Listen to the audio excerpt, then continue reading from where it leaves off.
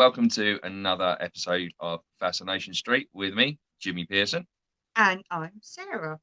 As you can see, we don't have Mika with us. He is out with his grandparents at Scarfest. Again. So he is suited, booted, braces, laces, hats, you name it, scarring away at the music.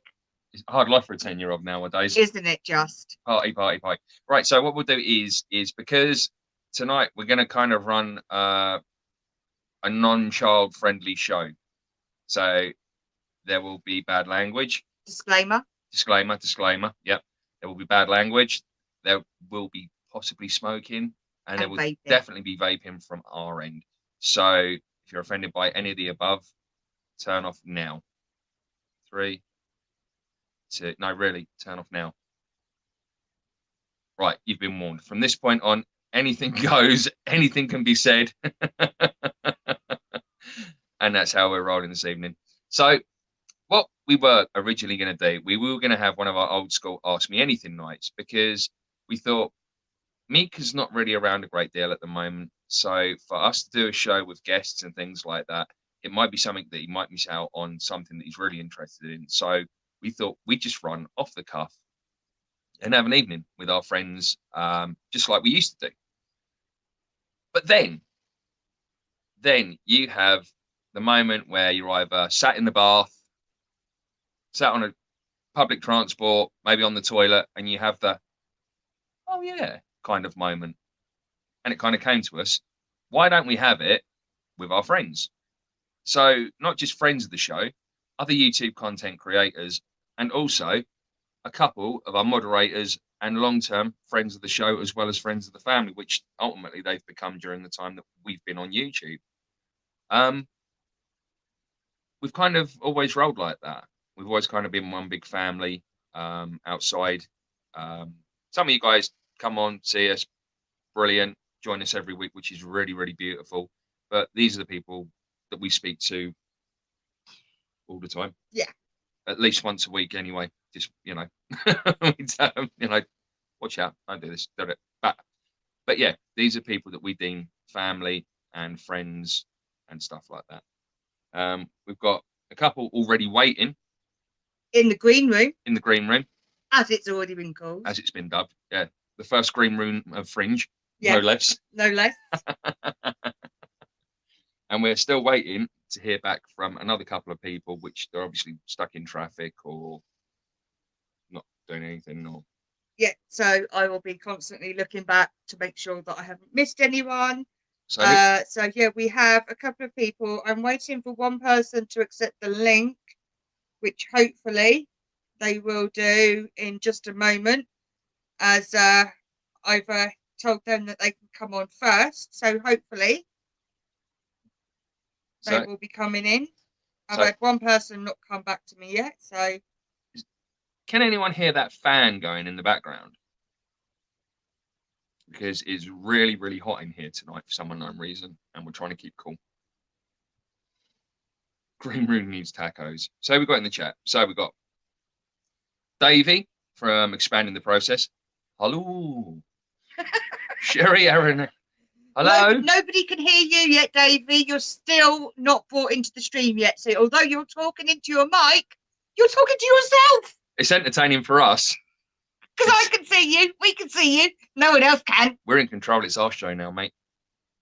And I would like to point out tonight is a no drone fly zone. Yeah. Unless, of course, we might be able to persuade Davie to fly the drone indoors again. See whether or not his piloting skills have got any better. He's going, no! Who we got here? Is my mum here? Is that my mum? No, I think it's actually Mika in the chat. Right, let's have a look. Let's go through the chat, see who's in. Yes, let's say hello to everyone. Mika in the chat on Elaine's phone. Hello, son. So, son, you should be enjoying your weekend. Bugger off. Stop messing about with old people. Go and enjoy your weekend. That's what it's there for. So, Philip Blair, aloha. Scar rules. You know it, Davie. Jonicide, never heard of him. Philip Blair again. Aloha. Nine Eland. Right, we need to get clarification. Is it Nina or 9? We need to know, because We never want to pronounce anyone's name wrong. Yep. So, yeah, Sherry. Sherry, we've got here UFO Gandalf, never heard of him. Mark Tirana, blast from the past. Haven't seen you around for a while. Hope everything is all right, Mark. And Galadriel. Ah, Lizzie, good day. Please excuse me while I take a big swig of this energy so drink. Jiggy, in case you are listening, it is Galadriel.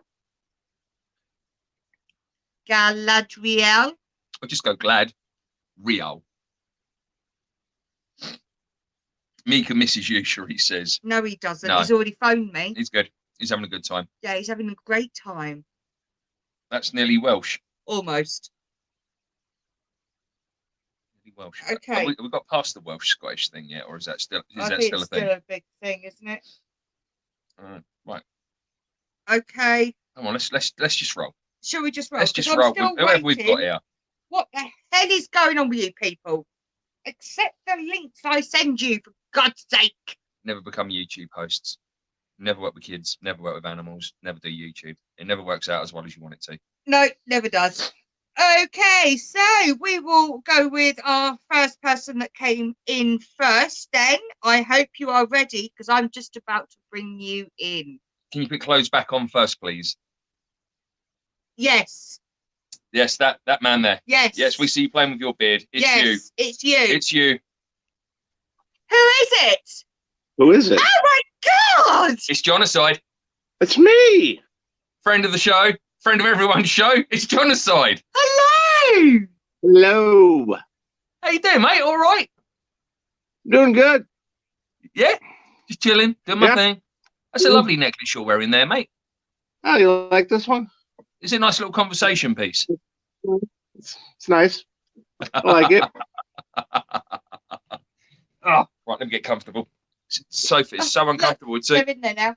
I'm used to having a small person next to me, Ben. To have like a fully grown human being is really like kind of tripping all over each other. So, John, what have you been up to?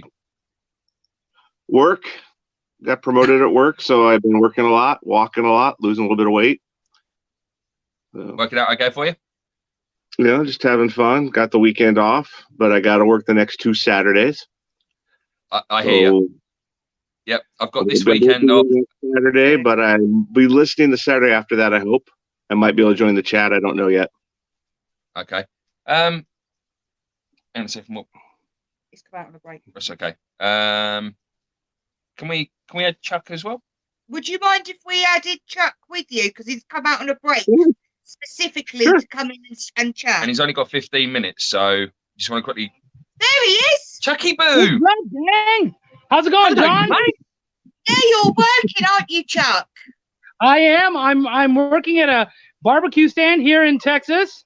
I got me a little quick break, so I thought I'd jump on and hang out with my awesome friends from Fascination Street. Good to see you, mate. Good to see you. We've got John with us at the moment, and he's kindly stepped aside to let us get you in because we know you're on a break. So it's quite nice. John, you're a freaking sweetheart. Yeah, I'm surrounded by beards. It's beautiful. Honestly, I haven't been surrounded by this many beards since I went to that special club in London that time. We don't talk about that anymore. Yeah, so you guys don't get ZZ Top there very often, do you? No, absolutely not. And then I've got Davie coming on in a little while as well, so that's just going to be totally messed up. So, what's hip hop and happening, Chuck?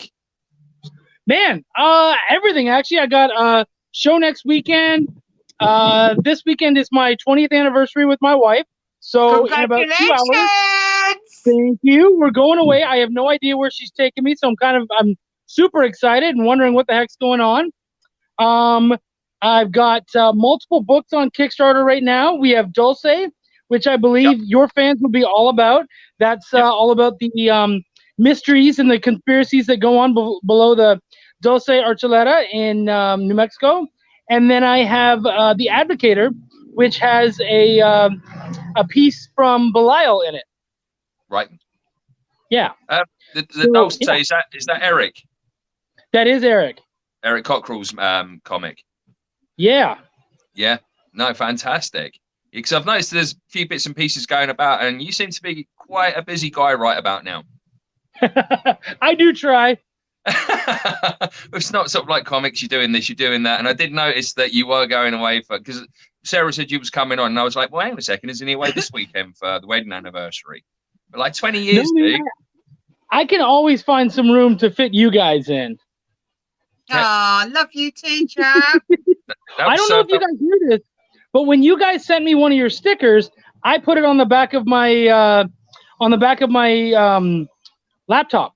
And so whenever I'm at shows, people will, especially when I'm selling Dulce, they'll ask me about any alien stuff, and I always send them straight to you guys. Oh, brilliant. Thank you. We'll have to send you out some of the business cards, but we're trying to find someone to do us some new updated bumper stickers with the new logo and all that as well. But everyone, like, just kind of, yeah, it's like stupid money that we don't have at the moment. So it's a bit, but we'll get around to getting some new ones, and we will get them out to you with some business cards and bits and pieces.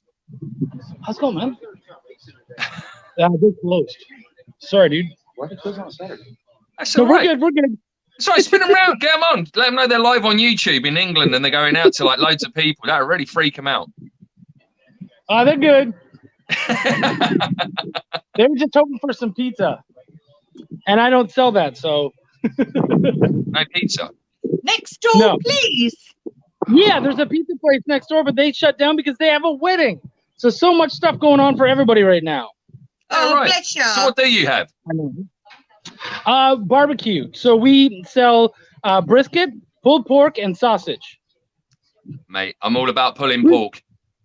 I've heard that about you, which I'm sure makes things a lot easier for Sarah. Just married life in general, mate. You know the one. Right? You've done a lot longer than me. Nobody's disappointed. The hand becomes the best friend.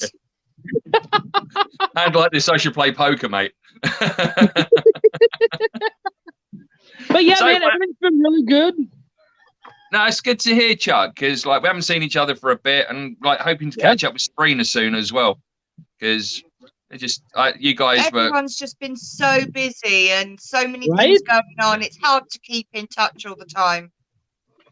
Oh yeah, absolutely. And what's cool is actually we have the next Welcome to the Void is hitting Kickstarter probably in November, and Sabrina is featured. Sabrina and her son are featured in that issue. So any fans of her, it's actually really cool. She's a major part of it. So yeah. Yeah, because she it was the barmaid, wasn't it? That was based on Sabrina. Yeah, that's correct. Absolutely. Yeah, because what you're gonna have to do this time is we're gonna have to find a different way of getting the money to you somehow. Because for some unknown reason, when we put in for Ballot, it wouldn't take what we had. It told us that we were out of time, or it just would not take the money. Which we can find a way to get it out to you regardless. I appreciate your support and everything. It meant a lot to me, but we can get it out to you. Don't worry about that. Yeah, but I mean, we were there right from the and like say my mum chipped in and everything. It was a whole family thing. Was like, we're going for this, and then for some unknown reason, it just wouldn't take the money. So maybe the British money isn't good enough for you. Is that what it is? Do you want tea? Good enough for me.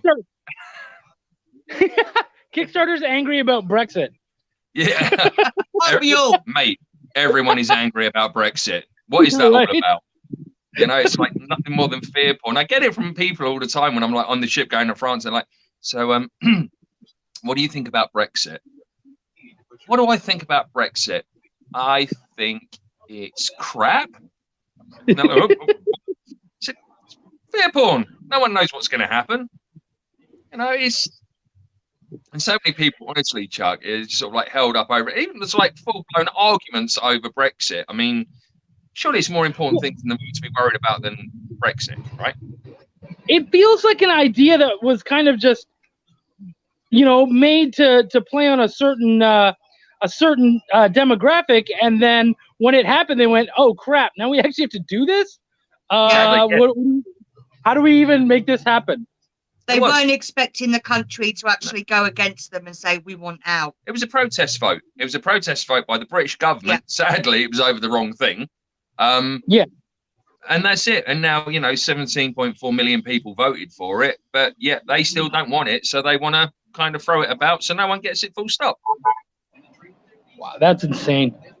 Yeah, it's stupid. It's like, at the end of the day, you voted for it, but we don't want you to get it, so you're not going to get it, and we're going to find other ways why you can't have it. And it's that's not exactly democracy, is it? Not normally, especially from kind of like the motherland of democracies. Oh, where?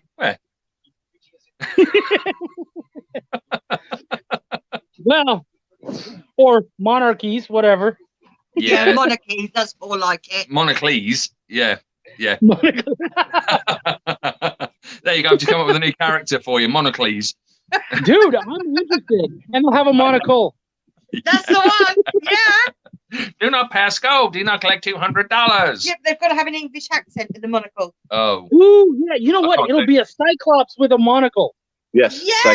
That'd be cool. I like that. Yeah, I like that. Watch one that really talks like that.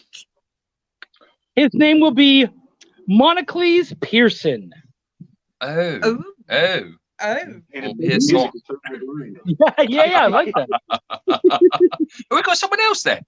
Who else? Yeah, this is my good buddy John. How you guys doing? Hey! How you doing? Oh, You good? cool. Where you guys calling live from? on YouTube, Yeah. just so you are aware. We are not secretly filming. No, we are live. You have 2 million people worldwide watching you right now, John. Not really. Cool, man. Hello, everybody. How are you? No, I lied. There's only about 3 people watching, but got you going, didn't it? Everyone is. Both of them are enjoying it. All of the fans. And 2 of us are here. Yeah. The other one's on the other camera waiting. Exactly. The other one in the other room doesn't count because they're actually moderating our room at the moment, as well as hugging the dogs. So, Well, good. Hello from the other side of the pond. that's cool. That's cool. Yeah, man. Check it We're out. just enjoying a bright, beautiful day, and we thought we'd jump in and chat with the Fascination Street gang. Where's Mika? He's scarring it over at Scarfest in Folkestone with Elaine and Robin. Yeah. With Grandpa. And Grandmama. Oh, Grandma's there? Okay. So Yeah, she's the one taking all the pictures. Yeah. She's the one taking the pictures of, him and Gaga. I don't like being in I many love pictures. your parents, man. They're all right. They're pretty dope for parents, aren't They're they? pretty, yeah, they are. There's not many sort of like people in their 60s that that are going to be spending their weekend going to like reggae and ska festivals and it's not just once. This is a regular thing for them, right? every year. Yeah, every year without fail. Yeah. I mean, the location's not that far away, but yet they get a hotel and all these different bits and pieces. They can like get totally immersed in the whole experience, which is cool. Again, it's pretty dope. Yeah. You know. Yeah, it really is. And it's prime time for sort of like Mika with his grandparents as well. You know, Even though he spent last weekend with them and the 2 weeks, before that. Yeah. So you don't get to see him much, as you know. So yeah. Hey, Mum and Dad say no, but since you're over there in the UK and you're closer to him than I am, can you do me a favor and say hello to Billy Idol for me? Sure. These are our phone contacts. He just runs around the neighborhood everywhere, right? Actually, he works on a ship that goes from England to France. Oh no! And you've had a lot of really big guests there, haven't you? Yep. Recently we had Skid Row. That was pretty cool. No Sebastian back though, but I don't think I really missed that much. Not enjoying each other's company. No, Sebastian Bach is a damn good singer. He's unreal. He's really talented. Probably one of the nicest and one of my favourites still to date is probably Corey Taylor from Slipknot. Yeah, I knew you were going to say that. Yeah, it was years ago. I saw Adam Ant. I'm just going through bands that I know that are from England. Was that before Adam Ant done one too many Disco Biscuits and went a little bit crazy? He really? That does not surprise me. He did, I think it was like a little while ago. He was like arrested on sort of like it was either knife or gun possession, as well as sort of like a substance which we won't name on this show. So, yeah, that's why you always make your own brownies, people. Always make your own brownies. Right, or you have a wife that makes them for you because it's more caring and love. Yeah. No, as long as you can trust her, make sure she eats them with you. You're fine. Who wouldn't trust that little face, right? Right? Ah, yeah, pretty lady. I love it. Which one, me or her? Both of you. Oh, You guys are my favorite lesbian couple. Yep. We're the first family of Fringe, Chucky Boo. I know, and I love it. You guys, seriously, you guys are killing it. Like I said, I send people your way as often as I can. I love what you guys are doing, and the educational factor is really what's cool about what you guys are doing. Well, that's it. I mean, so once we've got Mika back, then we're going to go back to sort of like topics. We've got some really, really good people lined up. We've got some great subjects lined up. I mean, we've got other bits and people. We've got more ufology on the way. We've got alchemy on the way. Blimey. We're working on demonology. I've tried to get a vampirologist on, but he wasn't a very nice person, so I thought I'd give that one a miss. But yeah, no, we've got lots more to come yet, so it's great. That's awesome, man. Yeah, I'm going to turn him on to my friend who wrote that Catholic Church vampires. Yeah, book. You should. I really should. He's got some demonology friends. We'll give you some links, and hopefully you guys can set something up.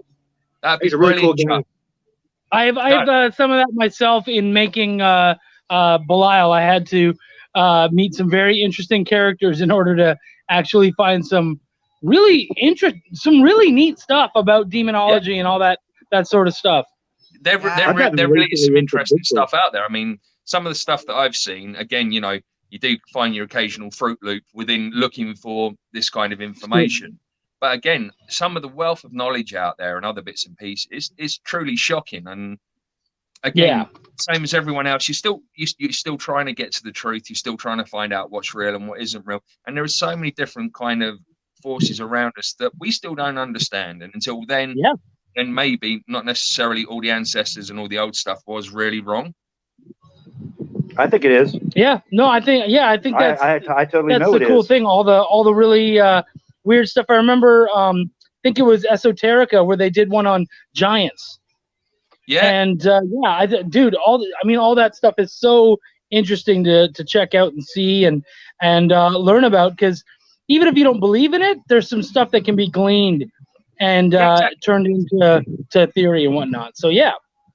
I've been doing a lot of research on Pumapunko. Who's that? Yeah. Pumapunka. You know what it is? It's the village. It is. They think it's a UFO landing spot. Yep. All the cuts in the stone, it's a hard granite. Oh crap! That there's no way we can even do it now. Yeah. Really? Look it up. It's unreal. Well, you need to check out. There's an old movie from 1971 which is free to watch on YouTube. It's very dated when you watch it now, but it's Eric von Daniken's Chariots of the Gods. Oh, my mother took me to that in the 70s. Oh, okay. I saw the movie. I've heard of it. Yes. And that has something to do with it? Oh, yeah. You'll be surprised what you find on there, Chuck. There's some real good stuff on there. Some of it's been debunked now, but there are still bits and pieces, however you kind of look at it, that are a little bit like, well, maybe that's possible, but how? That's cool, man. That's really neat. I'll link it to you after the show. I'll send you a link after the show for it, because it's well worth a watch, because obviously there might even be some bits and pieces in there that you find interesting for a future kind of comic or something that you do. Well, and you and I still have to, when we both kind of calm down, you and I have some stuff we wanted to work on together too. So, which is always something that I have on the back burner. So absolutely. Yeah. Okay, Chucky Boo. Right. Chuck, we're going to get back to John. And we'll let you get on working as well, darling. Thank you so much for joining us. Thank John for joining us as well. I will. Hey, thank you. It's very nice meeting you guys. And if you're ever over here, seriously, guys, have a fantastic day. Honestly, wear your day with pride and ease. All right. And lots of love to you and the family. Yeah, love to. And don't forget, thank you, and Tamika. Thank you, guys. Peace and love, guys. Love you. See you later, guys. See ya. All right, take care. Oh, John, so sorry to have kept you waiting there, mate. Thank you so much for letting him come in. He only had a little bit of time while he was in between working, so we do thank you for that. That's not a problem. I can wait. Hey, doggy. This is Xerxes. We have a guy outside visiting my foster kid's mom, and so he's all checking him out. But he's leaving now. He's a cutie. He's lovely. He's on point. He's the only one I paid for. The rest are rescues. Rescue dogs are the best. We have to have him. We've got Dougie. He's sat behind me. Sarah was over on the sofa, over there, getting everything all sorted out. And then she come and sat next to me, and then he was like, I don't want to be left on a big sofa all by myself. I want to come and cram up into a little ball just behind you guys while you're doing your thing. So he's all curled up right behind me. Come here, Benny. Just see his ears. Come here. This is Benny. This is our little old man. He's all deaf now, but he was our first baby. When we couldn't get pregnant, we ended up getting Benny as a little baby, little replacement, as we couldn't have kids. And he is now 15 years old. You know, one of my big dogs, Superfly, who's sleeping over next to me, he's 13, and he's gone full deaf. Yeah. He can't hear us now. No, Benny's there, but he likes his ears being, I don't know whether or not it's a sensation or whatever, but he loves his ears being rubbed and stuff like that. Oh, look, how did you do that, John? You get rid of one and another dog turns up. This is Honey Bear. She was a foster, but after 3 years, they decided they wanted her back, and I said no. No, fair play. Because in 3 years, they hadn't visited her once. Yeah, no, that's just a cute thing, aren't you, baby? Yeah, you are. The thing is, as well, is you bond so well with your dogs. You coming this way? I think this way. Don't fall over on the camera gear. Good boy. So, John, how do you find so much time to be at everyone's show?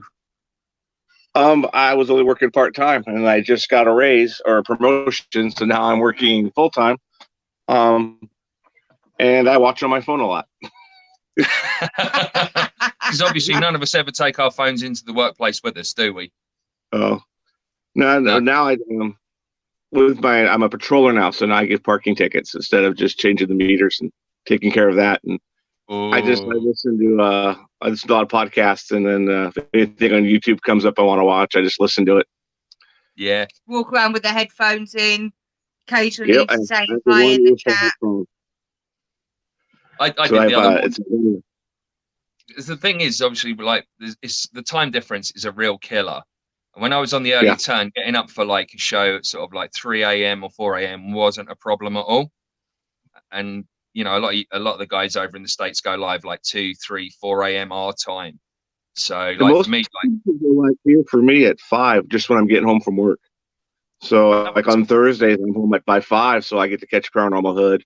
C-Dub whenever he comes on. Kelly goes on at 7 for me, so I get to watch her before I go to bed. You guys are on at noon Saturdays, and I loved it. And now I'm working next 2 Saturdays, but I should have most Saturdays off still.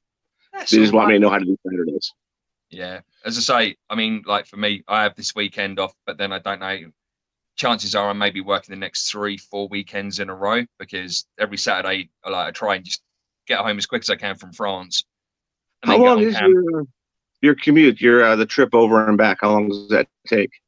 By the time we've kind of loaded, unloaded, got there, got back, we're talking maybe 3.5 hours. Maybe 4.25, 4.5 hours for one round trip.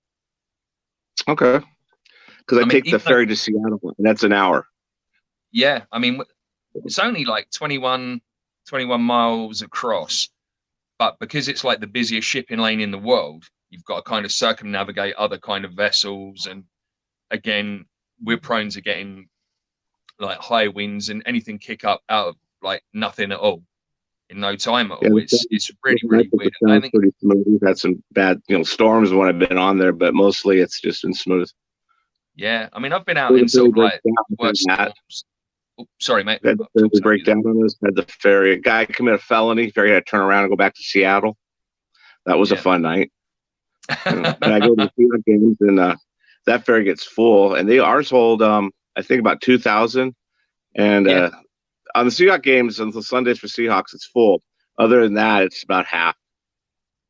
Yeah, I mean, ours does. I mean, we're over 2,200 on ours. And like during the summer, it's normally like just a whole Ben, stop. It's normally just sort of like all families coming over, screaming kids, and then other times of the year it's like mass sporting events over in sort of like France and Italy and Spain, and everyone's kind of like mass exodus over there for sporting events, and then you've got opposing teams on board. I mean, it was last summer we had we were taking out all these different rugby teams. I don't know, rugby. It's a bit like American football, but played by tougher people. No padding or anything. It's like make real men. We was taking loads and loads of teams over. Face. Taking loads over, and like they were all drinking, and then there was just like this big fight that broke out, and there was like me and one other girl, and we had to kind of get ourselves between two full-blown male rugby teams and try and break them up. That was it does. We have some good times on there, but there's also some real kind of like brown trouser times. I used to bounce at a biker bar, and I had to get in between patch members, MCs, and non-MCs, and that was a lot of fun because they came by the next day to find out why I got in between them. I'm like, it's my bar. If I lose the job, I can't pay my bill. And okay, you weren't taking sides. No. Yeah, no, that's one that I wouldn't want to get involved in, mate, in any way, shape, or form. Yeah, it gets scary sometimes with that, but it was fun at the time. I was in my 20s. I loved it. I'm almost 50, and now I don't. Yeah, right. Yeah, you do tend to find that as you get on a little bit, don't you? I mean, there's so many sort of like bits and pieces now I look at, and I think, as much as I want to do that, I've still got like a mortgage to pay, and like broken bones take a lot longer to heal now I'm older. Oh yeah.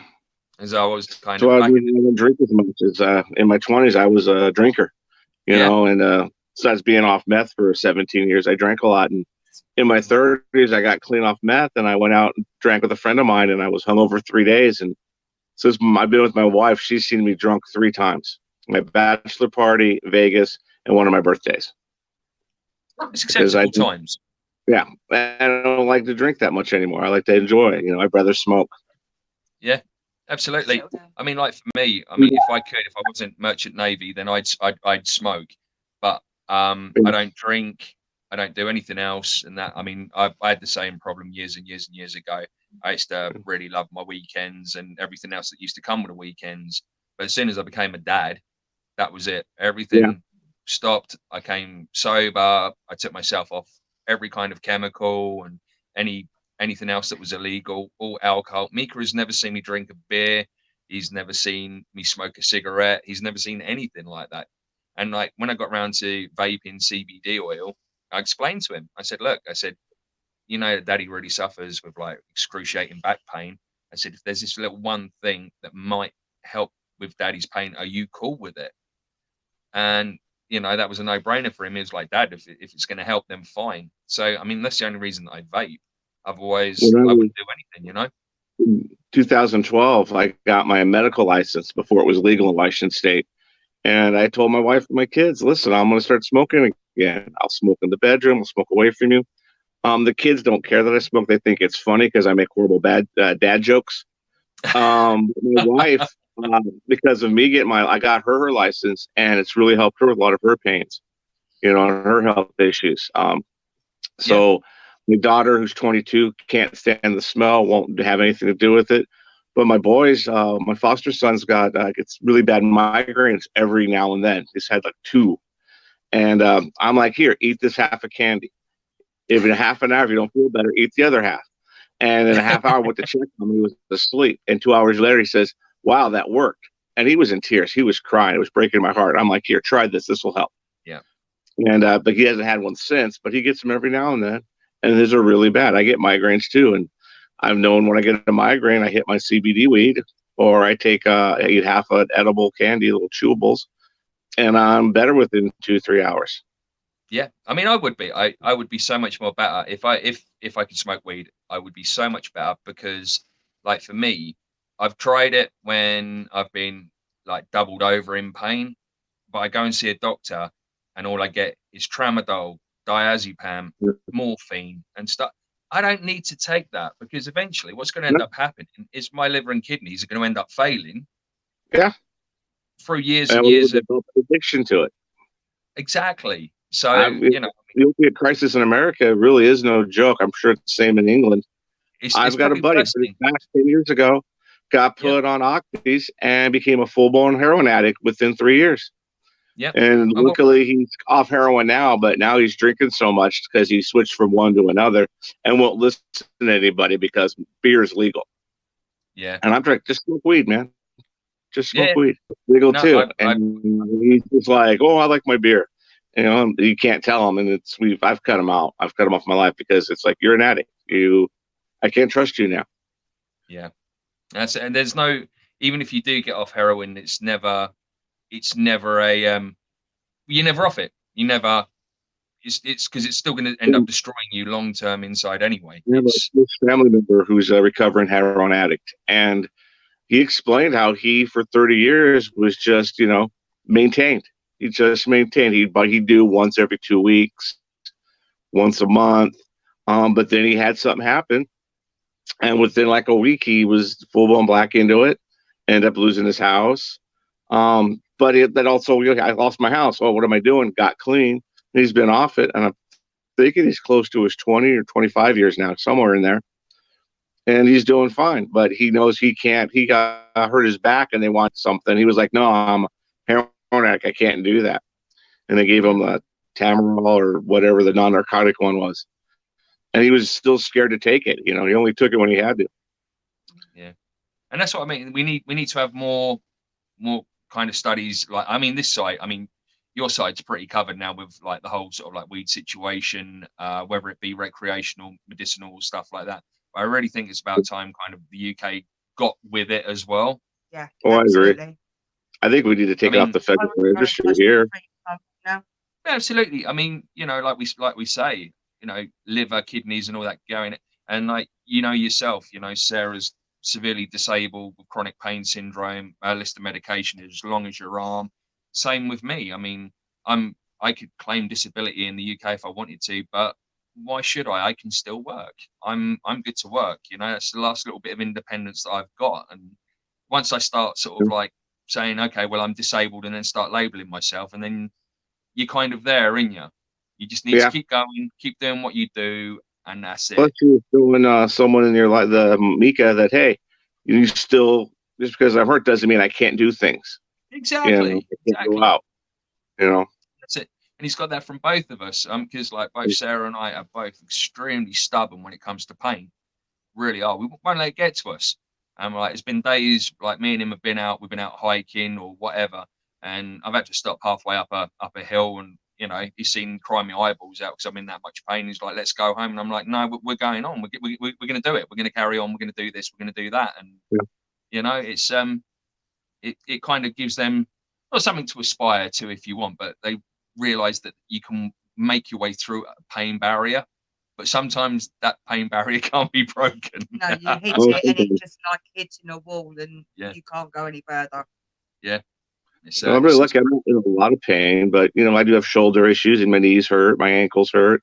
And in my job on Thursday, I walked probably 7-10 miles around my downtown Bremerton, giving out tickets. And I was fine till I got home. When I got home, my ankle hurt, my knees hurt, my shoulders hurt. I went and laid down and I started smoking because I was in so much pain. And then it was just like, oh, Paranormal Hood's on. So I got up, came out, watched the show. And then I just like, okay, now I'm getting sleepy. I gotta go to bed. Yeah. No, it's strange how everyone kind of deals with it, and everyone deals with it in different ways. It's bizarre because, as I say, I don't ever want to give in to it. I could claim disability. I could do this. I could do that. But no, why? It's okay to give it a day, take a day and say, okay, I'm not doing nothing today. I hurt. But, the next day, especially like, you got to go to work or you got to go to the store, you got to go do something with the kids. You got to get up. My wife's a saint. She broke her ankle over a year and a half ago and tore her knee up. And we didn't know what was wrong. We knew her ankle was broke. And then she had surgery and they never talked about her knee. But she got up, she did things every day until her ankle surgery. Then she took the time off because she had to be down for 6 weeks. And I made all the kids rally around her. I said, look, this is your mom's karma. She's got to deal with this pain. Our karma's taking care of her. This is what we got to do. And all my kids stepped up and did what they needed to do. And then she had the knee surgery, and they stepped up again. And now they're trying to be, they're kids, so they're teenagers. Oh, we don't want it. Nope, come on, mom can't do it. And I work. You guys need to help out. You get, you live here. What do you pay for rent? I don't pay rent. Get out there and do what I asked you. Right on. Right on. That's how it should be, and it shouldn't even be a question of it. I mean, there's nothing, either me or Sarah, if either of us are in a bad way or whatever, anything we ask of Mika, he will always do, and he will do wholeheartedly.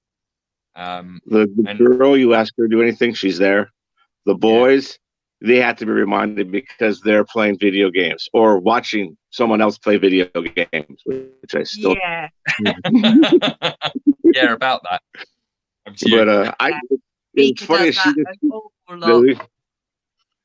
I play video games. I love playing video games, but I can't watch a video game unless I'm stuck. Okay, I'm stuck. I got to do this, and then I watch that part, and I'm done. I've watched them watch all Kingdom Hearts. Like a guy played Kingdom Hearts for like 6 hours, and they watched it.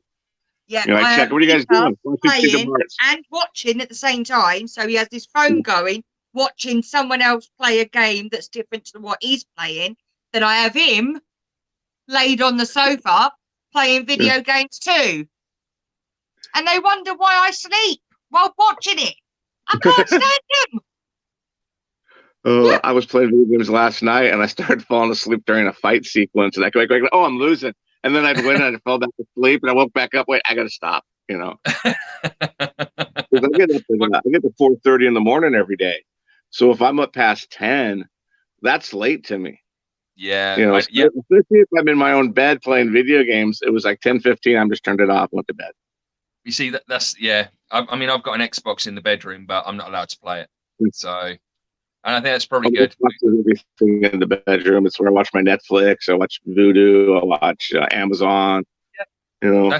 That was the reason that I put that one up there. I mean, it's an old Xbox 360. It's getting towards the end of its time. But for YouTube in the evenings, fantastic. Yeah. So what do you play? Just don't put C-Dub on the Xbox. He's too big.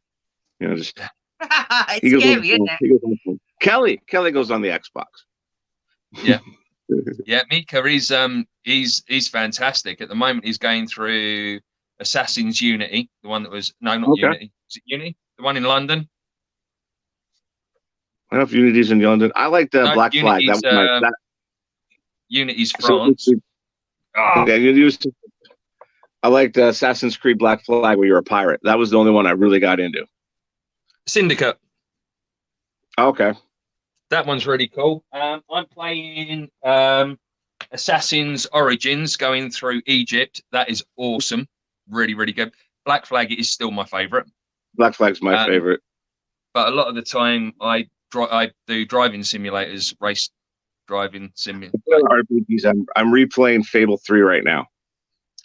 Awesome. What console do you play?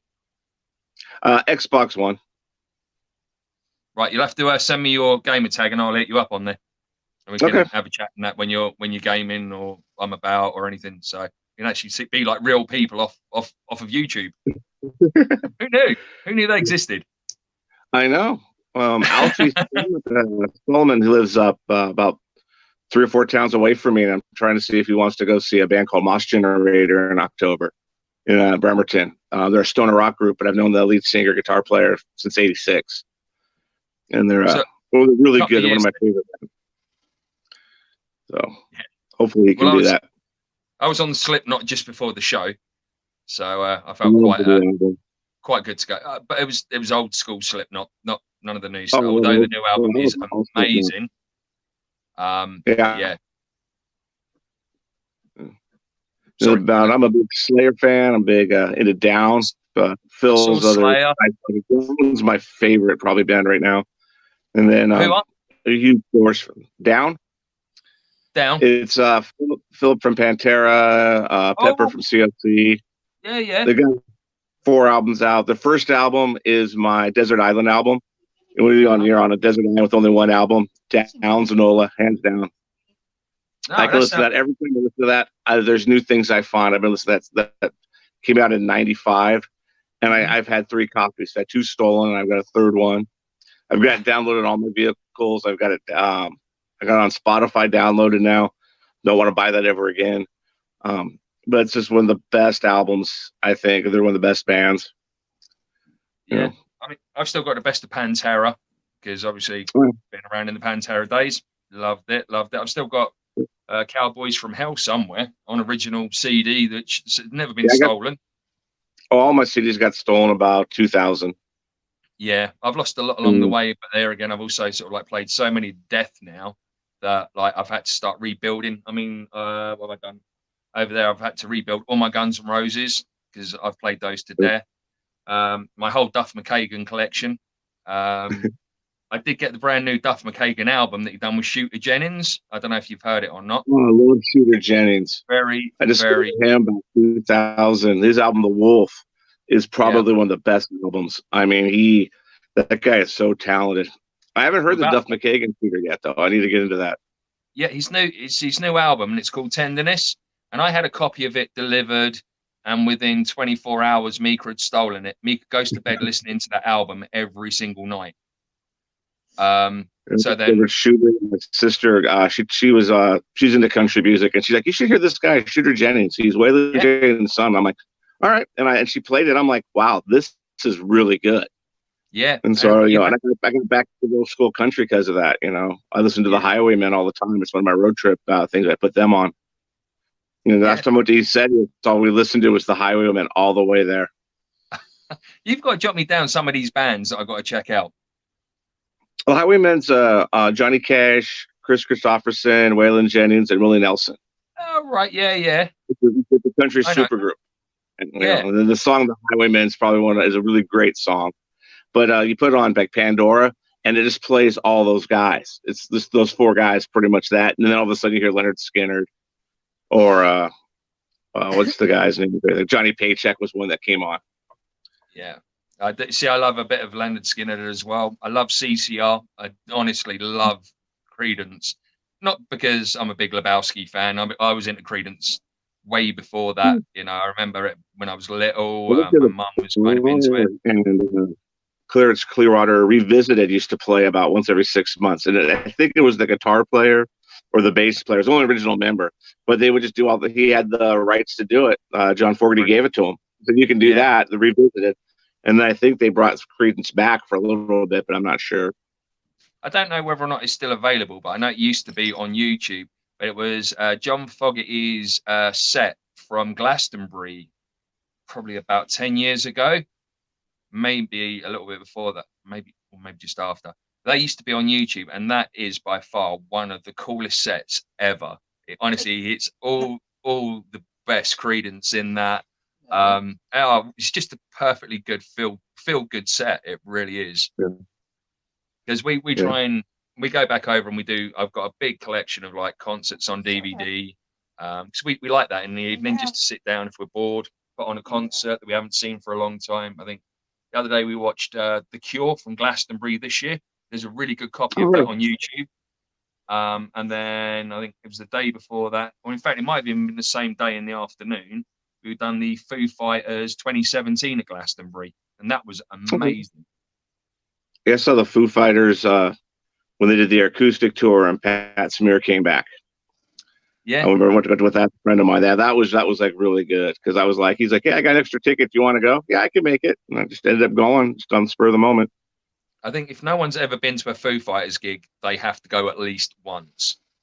Well, I'm from Seattle, so I watched Nirvana in like '90 with Dave Grohl, and I'm going up to him. Do you guys have T-shirts? No, we didn't bring any. Okay, and I remember watching Alice in Chains underage in front of a bar, then being told to go into the alley, and went into the alley and listened to them.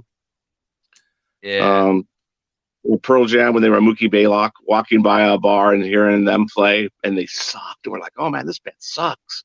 And then like a year later, they're Pearl Jam on the radio, and I'm like, listen, this is so good. And then it's like, wait, this was that band. Mother Love Bone was the same way. When I first saw Mother Love Bone, I thought they were horrible. I thought they were a Jane's Addiction ripoff. Just, man, these guys are horrible. And then the second time I saw them, something clicked with me or them, and they were just awesome. Yeah. Watching them, they opened up for Jane's Addiction and Soundgarden. at the Paramount. Yeah, it's they got a whole. Jane's Addiction's got a whole video. I think it's you could buy of that show, and I remember going there and just like, wow, they're awesome. What happened? It was like 6 months later. Yeah, Oh, it's my man Mush is in the chat room. I've got to say hello to you. I haven't seen you for a long, long time. I hope everything's cool. Love you, long time. I never at the time, because I mean I grew up really into the Seattle sound as a teenager. Screaming Trees, Mudhoney. Mudhoney is the one band that never broke out of the underground, I think, that really deserved to. Yeah, absolutely. Presidents of the USA, love Presidents, still love them to this day. Tad was one of the best Seattle bands. Eight-Way Sound. I had, you grew up where I should have grown up, 100%, because I was all about the Seattle sound growing up. And then, as I say, my cousin moved over to Seattle and started working in the Seattle music scene. And when I sit there and he sort of like go through like social media or whatever, and I see who he's working with or who he's worked with, and I'm like, oh my God, to know that he's sort of like worked with Duff McKagan so much, and Duff McKagan's a hero of mine. It's not a single album. His best friend as well. Yeah, it's not even an album of Duff McKagan's that I don't own, a book of his that I don't own. I mean, I've even got the Duff McKagan Funko doll over here as well, as sort of like the Axl Rose and Slash one. And then it's bizarre how like life comes back round. I don't know, like to bring it round. It is how the Seattle sound broke in the 90s, but I remember listening to Nirvana in '87 when Love Buzz EP came out, and Skin Yard and Soundgarden and Mudhoney and Malfunction and Green. I mean, seeing Green River, which morphed into Mother Love Bone and Mudhoney. Watching these bands, and they were just the local bands. They were just the ones playing shows, playing all age shows, playing the bars, and just going to Seattle and watching them. And never thinking anything. And then one day in '91, I heard Teen Spirit, and I thought, oh, this is about to blow. And when I worked in a restaurant, and our just turned 30-year-old waitress was like digging Nirvana, and I'm like, oh, this is going to explode. And we all thought Mudhoney would be the band, not Nirvana. We thought it'd be Mudhoney. We started talking about it, and then we couldn't believe that Soundgarden got as big as they did, because we thought that'd be the one that'd stay underground. Yeah. I mean, that was just amazing. I mean, Super Unknown, what an album! It was honestly, it was an absolute anthem. Not just an album; it was an anthem for the time, right? Yeah. Well, I remember listening to the album of Ultra Mega OK, and listening to that, and then Loud Love, and listening to the progression from that, because that to Bad Motor Finger, it's night and day. I mean, the songwriting got better, the recording got better. Yeah. Kurt Cobain, suicide or murdered? Murdered. Yep. Courtney did it. Yeah, but I'm a conspiracy guy, so I want to say that. But I do believe he was murdered. I think he was murdered. I think all you got to do is watch Soaked in Bleach, and that's kind of anyone that's not. He had too much heroin in his system. He wouldn't have been able to function.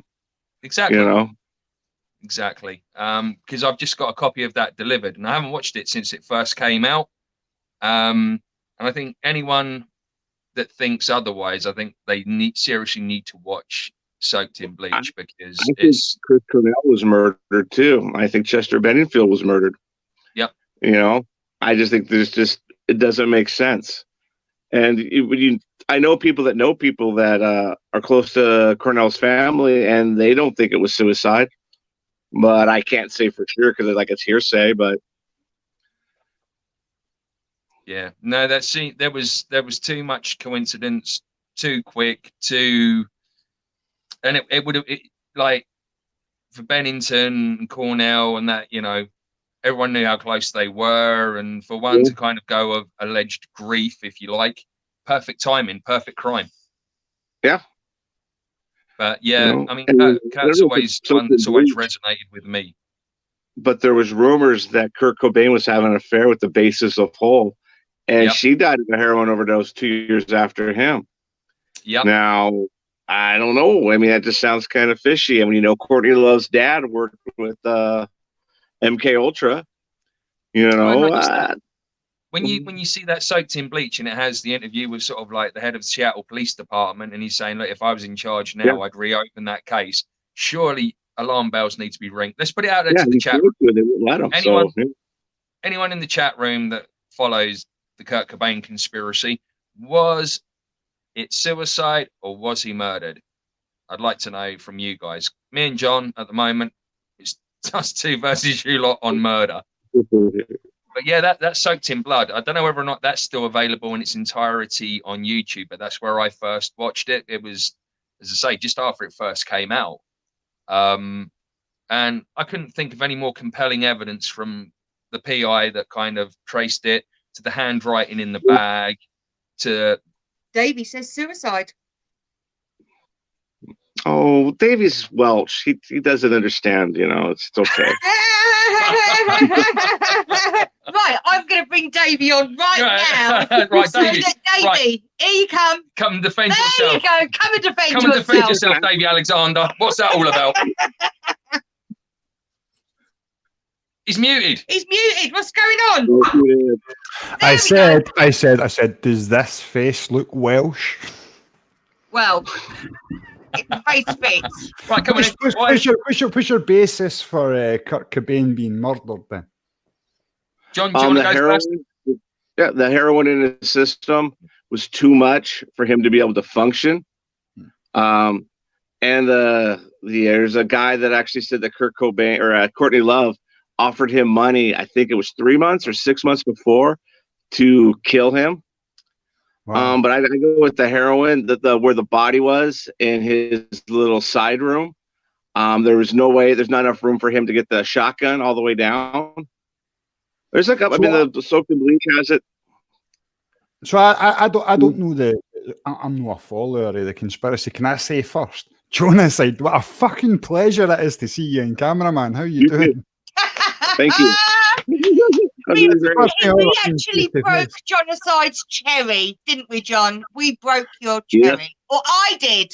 He went here. I did. I like the first time me and John have actually seen each other in real life properly. I like to think that I'm at least sloppy seconds then. No, you're third. I can go there. I'm sure it's not the first time neither, David. Oh, let's lower the standard. Okay, I've come on. Okay, the standards can be dropped all of a sudden. I said earlier in the chat room, the only reason you said it was going to be a sweary night was because I was coming on. Well, I'm not going to swear. I'm not going to do it. We were going balls out tonight, no matter what, which is why I gave the disclaimer straight up. Oh, no! Yeah, we came out earlier and heard this person. We've just lost all our viewers. Yeah, everyone's just gone.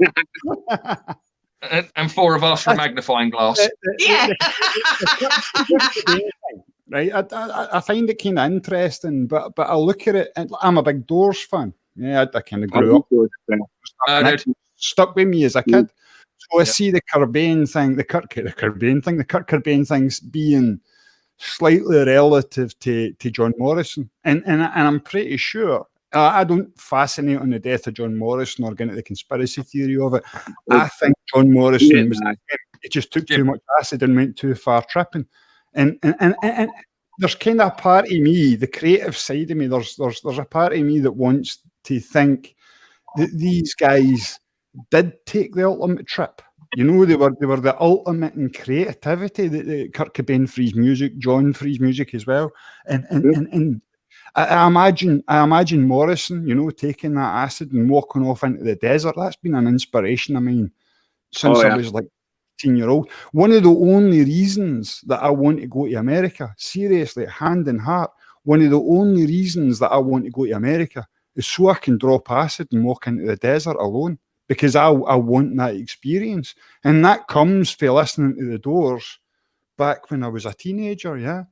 So I part of me is that romantic belief that guys like that just went that wee bit too far. They went over the edge with their drug taking, whatever that drug was, yeah. But I'm respectful of everybody's opinions, obviously, and it's a fascinating topic.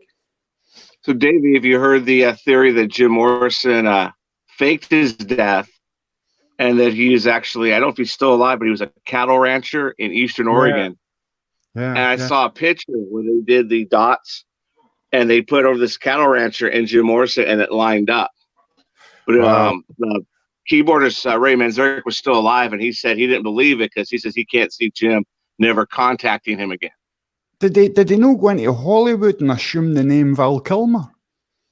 Yeah. Actually, Jason Patrick looks more like Jim Morrison than Val Kilmer does. Yeah. Actually, good point. Yeah.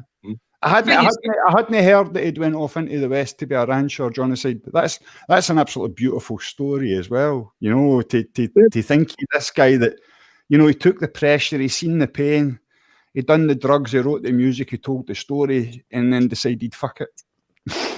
You know, I'm just going to go. I don't know if I buy it because Pam dying 2 years later or 4 years later of a heroin overdose herself, and she had all his writings, which she supposedly just gave away to everybody. So I don't know if that's true, but I thought it was interesting. You know, I've heard other rumors about other people. I apologise for my ignorance on the subject, but is there such a memorial to Kurt Cobain as there is to Morrison in France? You know, in Paris? I don't think so. I know if you go into Aberdeen, they do have a sign that says "Come as you are." But if you go to Seattle, they do have Brandon Lee and Bruce Lee do have memorials, and so does Jimi Hendrix has a park now. Yeah. Oh, maybe that's a fitting tribute or memorial that has to be made yet is one to Kurt Cobain. It may be interesting, Dave, if you can find that soaked in bleach to have a look at it, because when you kind of go through the whole Kurt Cobain conspiracy thing, I mean, there's more kind of things there that allude to the fact that he was murdered than just normal suicide. I mean, you know, his wife's been practicing his handwriting. When you look at his suicide note, the writing at the bottom is totally different to and out of context to what's in the rest of the note. The size of the gun in comparison to the size of him. On it, yes, there's so many silly different little bits and pieces, and it doesn't just stop there. There's like other bits and pieces, like John said, people being hired to murder him, possible affair that he had with someone else who later on turned up dead themselves of a heroin overdose, no less. It's and the rumor he was getting ready to divorce Courtney, and that he had written her the whole album lived through this, and he wrote all the music and lyrics for it, or contributed the lyrics, wrote all the music. Because the next album, she had Billy Corgan and Michael Stipe write the music. Wow. And that was a fine album as well, Live Through This. Jennifer's Body actually, really good album. Two amazing tracks. I guess Corrigan's the only one that's kind of doing anything nowadays out of all of that group as well, kind of, eh? Yeah, I heard Kurt Cobain's not doing a great deal these days, Davey. They're wrestling. He owns NWA Wrestling now. I was going to say that's really? The link to me is that Corrigan's a big wrestling promoter, and he owns NWA Wrestling. Yeah. Did not know that. Yeah, he's owned NWA Wrestling for about a year and a half now, and just recently announced that the NWA are going to be doing a weekly TV show in America, starting I think in 2 months' time, bringing back the old North American. I can't. What is NWA again? NWA National Wrestling Alliance. National Wrestling. Thank you, Jonicide. Yeah, thank you. Yeah. Wow. I should be featuring news on expanding the process wrestling when it starts next month. You did, yeah. That's how I found out about it. It's for expanding the process. There you go, John. If you want to take up the wrestling thing, you can have a little slot on Davie's show. Oh, Jonicide, are you a wrestling fan? Oh, I'm a huge wrestling fan. We have Defy Wrestling. I'm looking for broadcast announcers, Jonicide. Well, myself and Mr. Sam Shadow.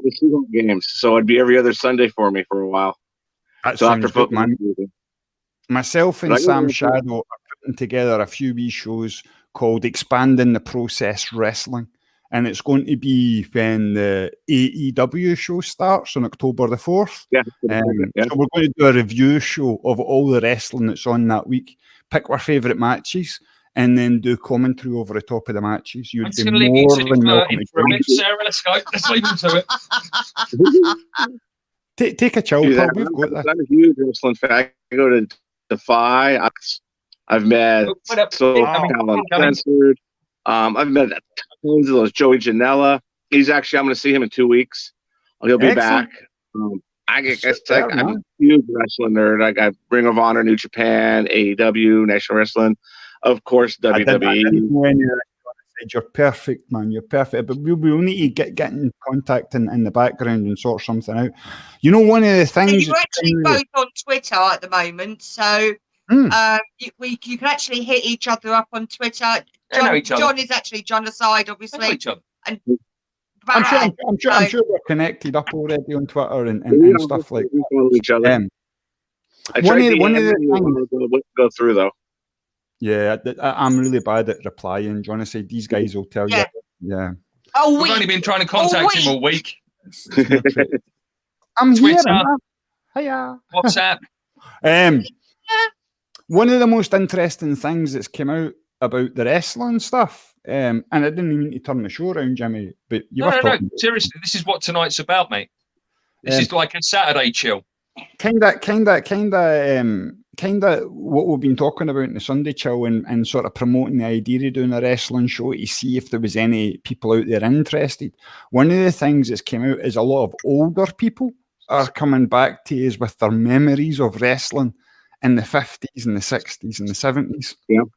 And it's absolutely amazing, some of the stories that they tell. So that's something that we want to integrate into the Expanding the Process wrestling show. Is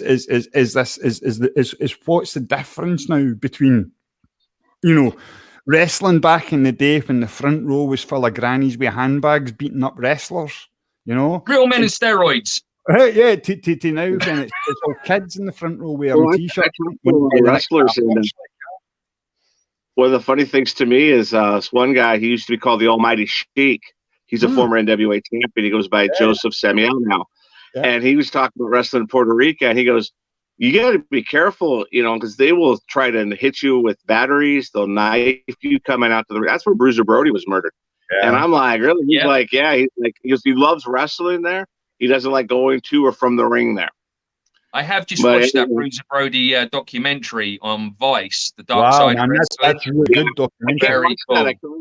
I can't get through it. As I remember Bruiser back in the 80s, wrestling was one of my favorites. Yeah, you know? It was intense to watch, man, for real. But if you do watch the wrestlers on Vice, they do Defy. They show Defy there with Shane Strickland, who's in WWE as Isaiah Scott Swerve now. But I'm in that one of those episodes for 3 seconds.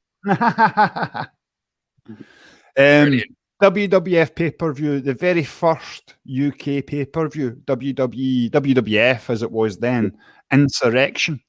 And the very first shot is them showing the Titantron, and then the camera pans round to the crowd, and the first person you see is me standing with a soul tire. I've been on WWE before. On my bucket list, we got front row seats for a SmackDown about 2 years ago, and I wore my Jimmy Church Fade to Black shirt. And I was in probably the whole 2 hours I was there. Excellent. It was pretty. Get me the date and I'll find the clip, man, and we'll it was in February. I want to say 17. Might be 16. I think it's 17. Okay, excellent. I'll have a look.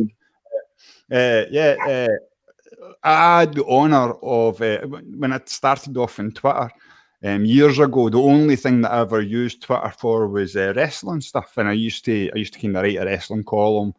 I used to kind of preview Raw and SmackDown and stuff back in the day, 4 or 5 years ago. And I got friendly with Mick Foley and William Regal. And I have the honor of being the person that started the very first William Regal chant. It was at Rebellion in Manchester. And he came out and the crowd booed him. And there was 17,000 folk in the crowd booed Regal on his entrance. And me, myself, standing in my chair at the top of my voice, Regal, Regal, Regal. And slowly, everybody started joining in. We overtook the boos and this Regal chant started up. I was like, yes. Outside, getting interviewed after the event, I get the Regal chant going again.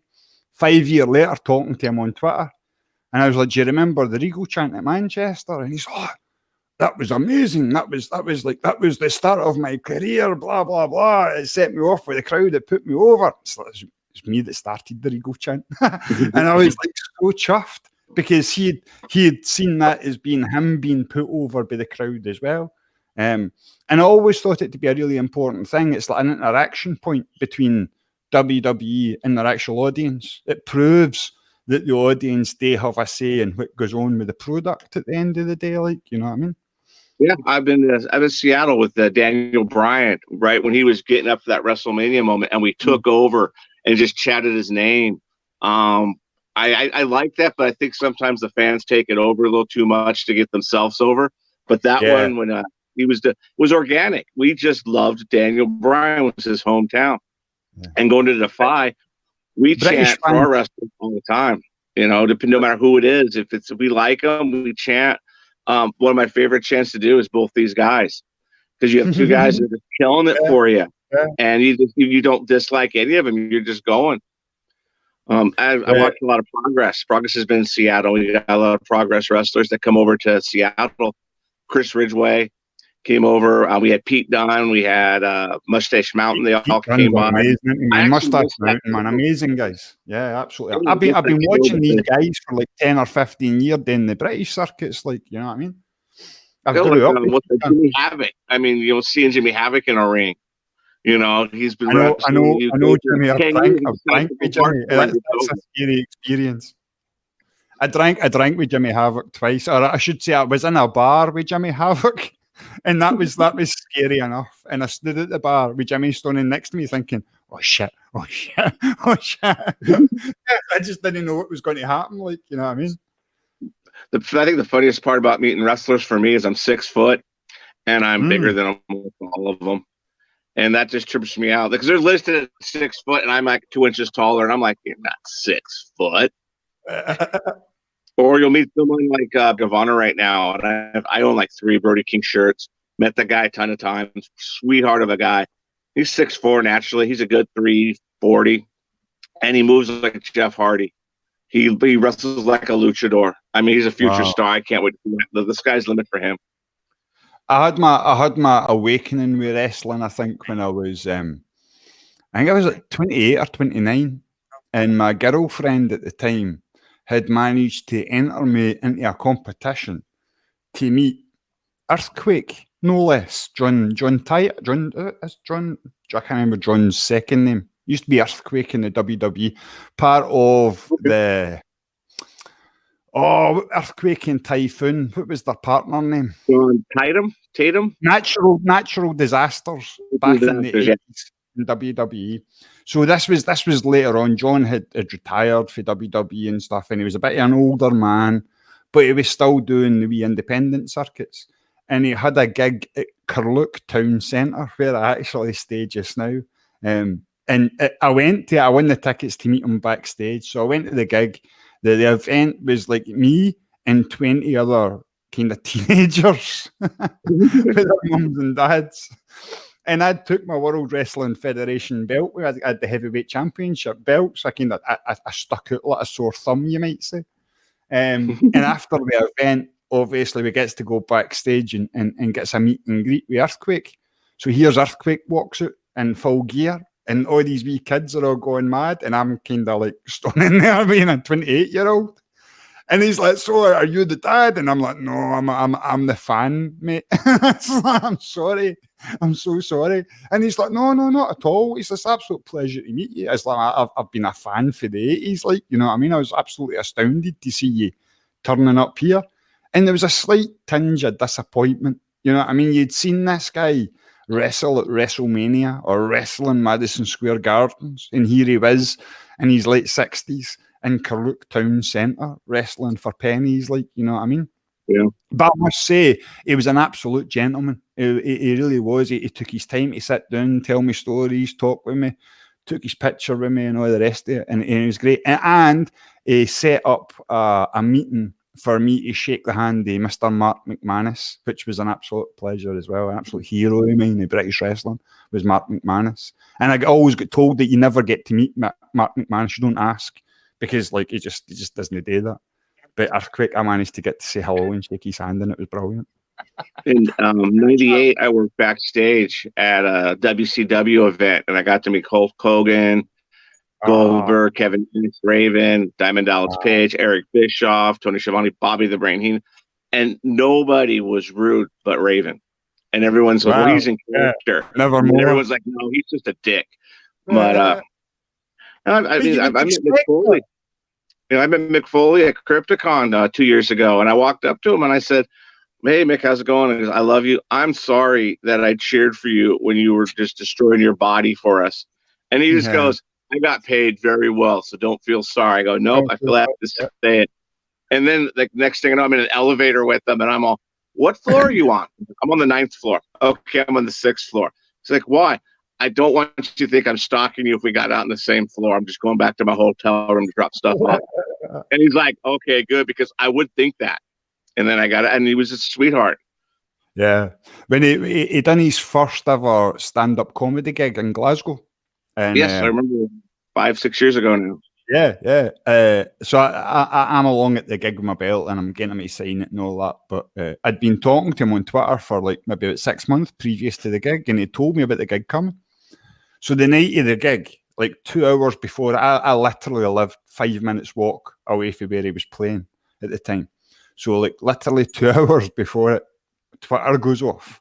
It's Mick. And I was like, oh yeah, Mick Foley, how you doing? He's like, do you know where the concert halls are in Glasgow?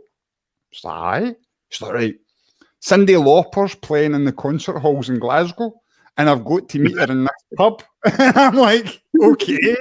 He's like, you need to give me directions. And so here's me sitting on Twitter 2 hours before I go to see Mick Foley, giving him directions to a pub in Glasgow to meet up with Cyndi Lauper before she does a gig that night. And I'm like, this is fucking amazing. Like, you know what I mean?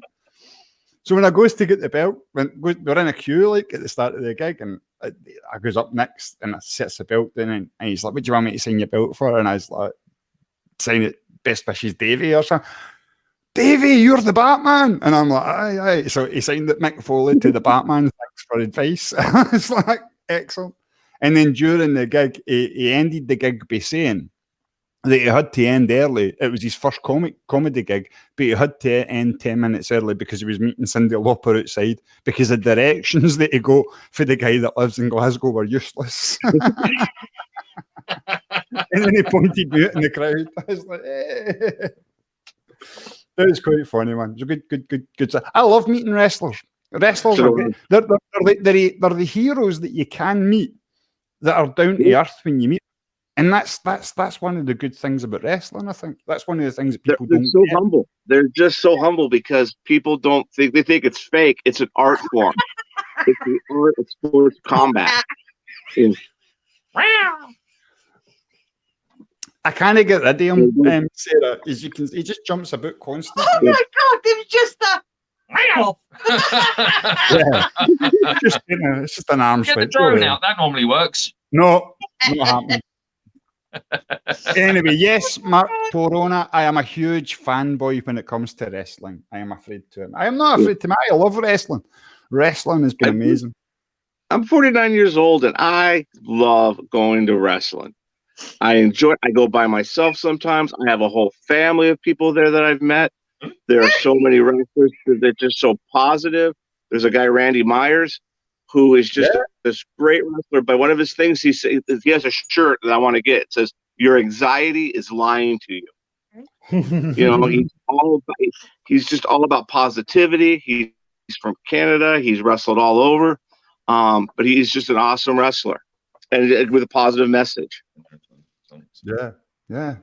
Excellent. Jonicide, I'm going to love having you. I'm really looking forward to doing future stuff with you on expanding the process wrestling. It'll be amazing. So far, it's just me and Sam, and we're hedging stuff out, but we'll get in contact and we'll throw some stuff together. Yeah, that'll be brilliant. Definitely. Jimmy and Sarah, how are you doing? Are we back in? Oh, I forgot. I know like diddly squat about wrestling. I know a little bit about the old days of like 80s WWF. Bret the Hitman Hart. Yeah.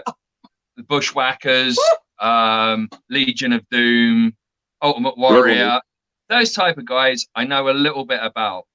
However, as you guys know, it's motor racing for me. I've spent most of the day watching motor racing until Zen came on this afternoon. So yeah, I'm quite intrigued. Did any of you catch any of Zen's stuff on spirituality today? I didn't, man. I find it really difficult to catch up with Zen when he goes live or what he puts out. I don't know if I'm missing his shows or notifications or something. Yeah, it's a weird one. Some don't get it. What do you do? No, 4 o'clock. 4 o'clock UK time. He went live. Zen's one of the guys I really want to get onto the Sunday Chill. If he is of earshot of us, you have an open invite to the Sunday Chill. Yeah.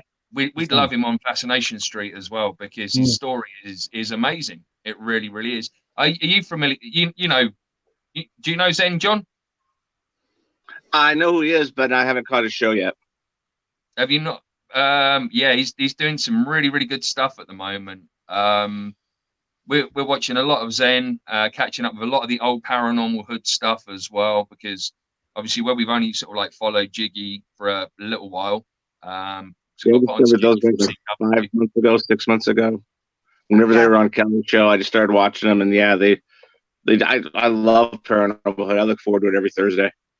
Yeah, Jiggy's almost honestly. as much as every Saturday. Yeah, I get up in the morning if I'm working, and the first thing I do is straight out of bed, straight onto YouTube, fire up Paranormal Hood. Fantastic. But I'm pimping myself for a guest spot on Paranormal Hood just now. I'm desperate to go on with Jiggy to settle this whole Welsh thing once and for all. Well, I think we need to do that. We'll pledge that out there. We'll make it happen. We'll get you on there. He was in the chat earlier, but he's gone out with his grandbaby. So he was due to come on tonight. He was going to be one of our guests this evening, but he had family commitments, sort of. So, as you know, with us, it's always family first. So we can take that. It's not a slap on the cheek for us. He ran away because he couldn't stand the geography lesson. But yeah, on spirituality, we're watching a lot of that at the moment. We've just got, well, rather, Sarah's just got Zen's first book on spirituality. And have you got Permission to be Human as well? I have. If you've got like Kindle Unlimited, you can get it free at the moment on Amazon. Mm-hmm. But if you're not into the whole reading thing, you struggle with reading sometimes like I do, he actually reads his book out on his channel. So you get a bit of a feel for who he is and what it's about. And that's cool. The work that he's putting out there at the moment is fantastic. I mean, obviously it hurts a little bit for me because we've been to see David Icke and he's doing like an expose on David Icke. And it's really weird because when you hear a lot of what people say about David Icke, what he does, and when we went, there was nothing like that there. Consciousness. When did you see David Icke? Not last December, the December before. So 2 years ago. Yeah. Interesting. Okay. Was it? Yeah. Maybe last December. Can I be controversial? Go for it. But do you think David Icke's latest outpourings, like obviously the appearance on Reality Check with Groovy Bean and Jay Widener, but he also done a live broadcast the other day from Derby, home of Maggie Woodward, and subject to the Sunday Chill a couple of weeks ago. So I watched the live broadcast, and he's obviously pointing out the whole 9/11 book that he's got out just now. But what do you think about him going back to 9/11 and sort of regurgitating, for want of a better word, all of this information that's supposedly been withheld? I think it kind of goes to that kind of every 9/11, every kind of conspiracy theorist, or I mean, I don't think it should be conspiracy theory. I think it should be conspiracy fact. There's more, again, this is like the Kurt Cobain conspiracy. There's more than enough evidence showing it was something else than what was actually given it as the official verdict and the official opinion. one of the best things I ever heard was John Lear with Art Bell doing his take on 9/11. That was amazing. And if you've never heard it, Davie, I think I know the one you mean, man. Yeah. Or if no one else in the chat room's heard it, I highly recommend John Lear with Art Bell.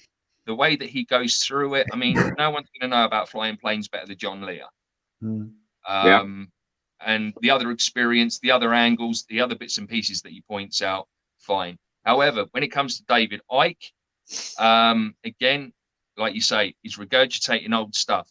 But is it because it's relevant at that time? Possibly. Yeah, I agree with you there, Jimmy.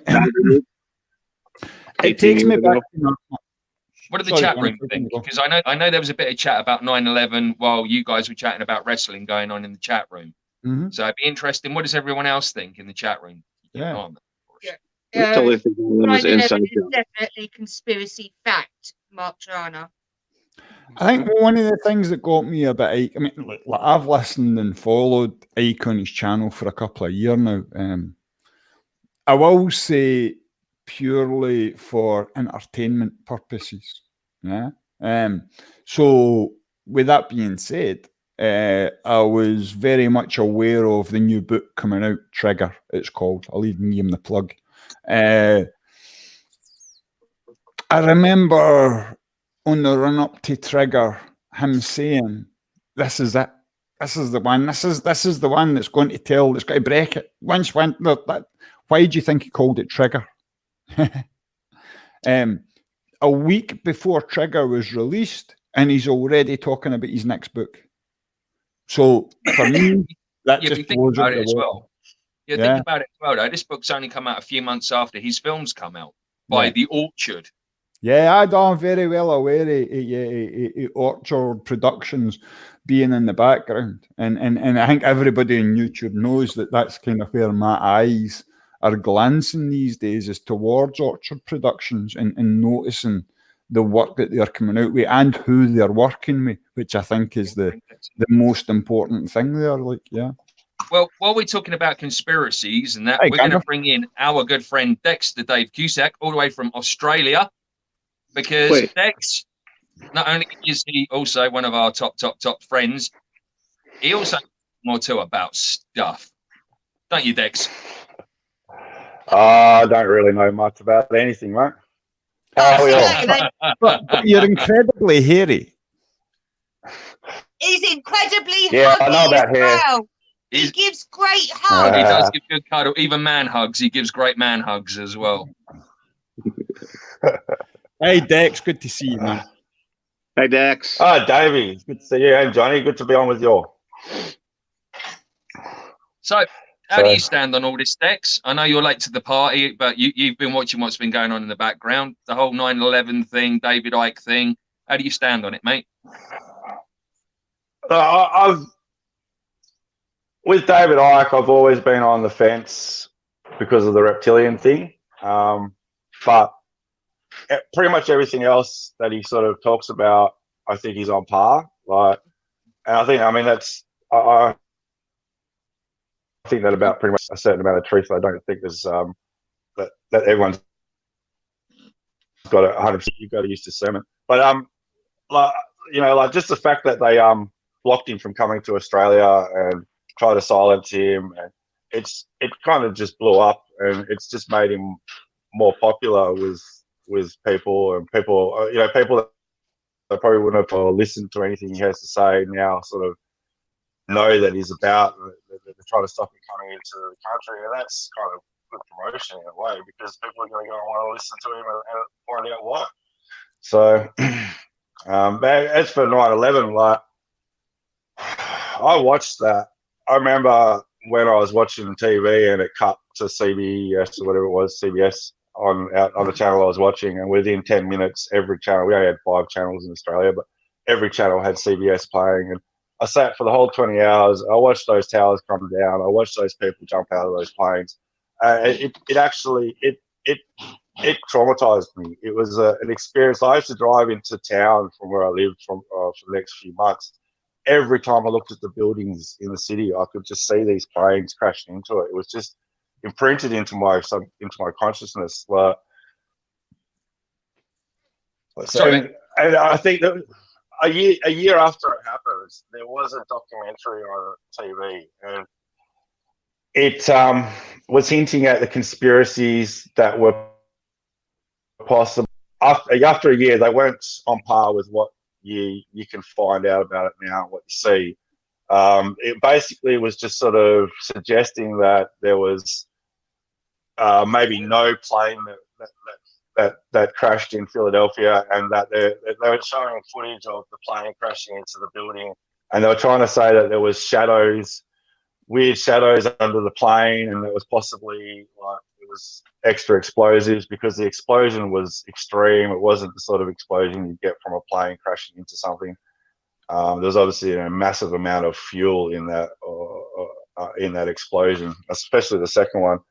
And so right from the very beginning, I've always thought there was something sus about 9/11. And after the last 11 years of reading all the conspiracy theories, looking at all the footage of the CGI where the plane goes past the tower and the wing disappears and then it reappears behind a building that's further distance than the tower. Like Building 7 is just a joke to believe that fell down because of fire. Like it's just, and you watch, you look at I can't remember the name of the stuff that they used to burn through metal. The kids with a T that they were talking about, and how they would cut the structures and thermite. And there was obviously like used to blow up the steel the beams within the structure. And it just goes on and on, like the melted metal, the heat of the flames. They actually said that there was so much dynamite used to actually blow that place up, because as you saw the planes hit in slow motions, you actually see lots of sparks right the way down the building.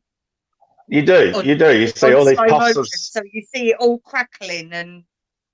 Yeah. And the fact that the entire city was covered in like concrete dust. If something fell in on itself and it actually pancaked, then there wouldn't have been that sort of powdered concrete spread for miles. Like it would have sort of, there would have been a big puff. As it would have gone down. But it wouldn't have. Kingdom in Seattle. It's just too reminiscent of a controlled explosion. What do you think, John? Well, I watched the Kingdom. It could get exploded in Seattle, and they talk about how high the Kingdom was, and when it explodes, the dust level will only go up to that level, and then it'll come back down. When you watch 9/11, those towers it goes beyond that and out, which means it wasn't a controlled demolition or partial. I think energy weapons from space. And then you look at dust, and then Building 7 was a controlled demolition because you watched it come down hours afterwards, and they announced it came down on BBC, and you can see it in the background. It hadn't come down for the 25 minutes. Yeah. I remember I was sitting at home watching the television, catching my daily news, and then all of a sudden it happened. And for the next 24, 48 hours, I was glued to the television. Couldn't take my eyes off it. Phoning everybody that I knew. I remember phoning my fiance the second that it happened, and she was at work, and expecting her to stop work and come home immediately. That's how big a thing I thought that it was at the time. It wasn't just America. This was worldwide. I was expecting an attack on the UK imminent. And I think that's like what Dex was saying. You look at a tower and you see a plane flying into it. That image is ingrained, burned into all your brains. Yeah, that's what we see. Yep. It's the same whenever you go to any kind of city, though, Davey, and you hear an aeroplane going overhead. You're looking around. Totally.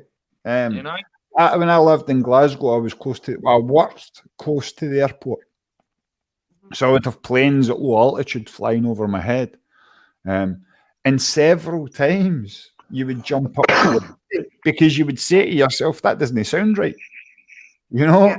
And everything would be perfectly normal, but in your head there would be that fear that the second that you hear it, like, you know what I mean? And I think that kind of comes from 9/11. It does. And I was actually working down at the hoverport, or what used to be the hoverport, in Dover, and it was actually broadcast on the massive screen that we had in there. Wow. And the amount of American tourists that were in that room and the screams and wails, I will never ever forget. And the amount of people trying to get onto the phone to their loved ones. And it was horrific. I was working in a secure unit for young adults with learning disabilities at the time. And I was outside. I remember one of the guys shouting, like, come in here, look at this, look at this. So I've gone running in, and it's like a replay of one of the planes going into one of the towers. And originally I thought it was Canary Wharf in London. Yeah. From what I could see, I was just like, oh my God, it's London, it's London. And I was like, no, it's New York. I was like, no, that's Canary Wharf. And I was like, no, it's worse. It's the World Trade Tower. And honestly, it was like time just stopped. Everyone that was sat in that room at that time, it was just like a moment frozen in time forever. It was bad. It was so bad. And like, I think after that, just the non-stop 24-hour, 375-day coverage of just that one event non-stop not only changed the landscape of the world forever, it changed broadcasting forever, journalism forever, and it did. But that was the key trigger, wasn't it? That was what they wanted. Yeah. Going back on what you guys were saying earlier about the dust cloud and stuff, yeah? Jimmy, have you ever watched the tower block coming down? Yes, mate. So I've saw 3 come down together in Birmingham in Selly Oak. I think it was Selly Oak. We had a power station not far from us that was brought down with the big like stacks. So what's the dust cloud like? The dust cloud, what I remember, it spread, but it didn't go very high. Yeah, when we had controlled explosions in Glasgow with the Red Road Flats, and a few years before that with some towers that came down in like Govan and south side of Glasgow. These are in populated residential areas, and they managed to bring these towers down on the penny, and no dust cloud, a little mushroom cloud of smoke where the tower used to be, exactly where the tower used to be, that would dissipate down into the remains of the tower, but it wouldn't bellow out. It wouldn't like traverse the whole of Glasgow. Let's say. Now I know there's a difference in size between a 24-story Glasgow tower block in the buildings that we have in America, but surely the same principle lies. You know what I mean? It's all contained within that space. It doesn't blow itself out. The only reason that the dust cloud, I can imagine, would blow itself out across New York the way that we saw it happen would be if there was another explosion in the middle of the dust cloud to get that power to expand out. No? What do you think, John? Well, like I said, I watched the Kingdom, watched that live, and the dust cloud only goes up to the ceiling of the building. It's as high as they go, and it comes back down. It doesn't spread out like that from a controlled demolition. Yeah. No, I'm interested in hearing your theory on the energy weapon or energy weapons used. Those things that I've heard, when about 2010, just going through YouTube, is that we have energy weapons that come down from space, and if an energy weapon had hit it, that's how the explosion would go. I think there was probably a combination. So you referring to solar shield technology, Jonicide?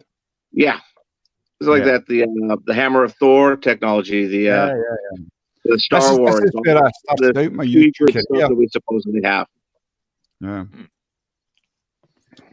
There was a very, very, very interesting advert that BAE Systems put out about 4 years ago. You can go and have a look at it. And it was all about future perception. And in the advert, they basically had a family going into a shuttle and flying off into space to land on like a base on Mars. And this was all CGI.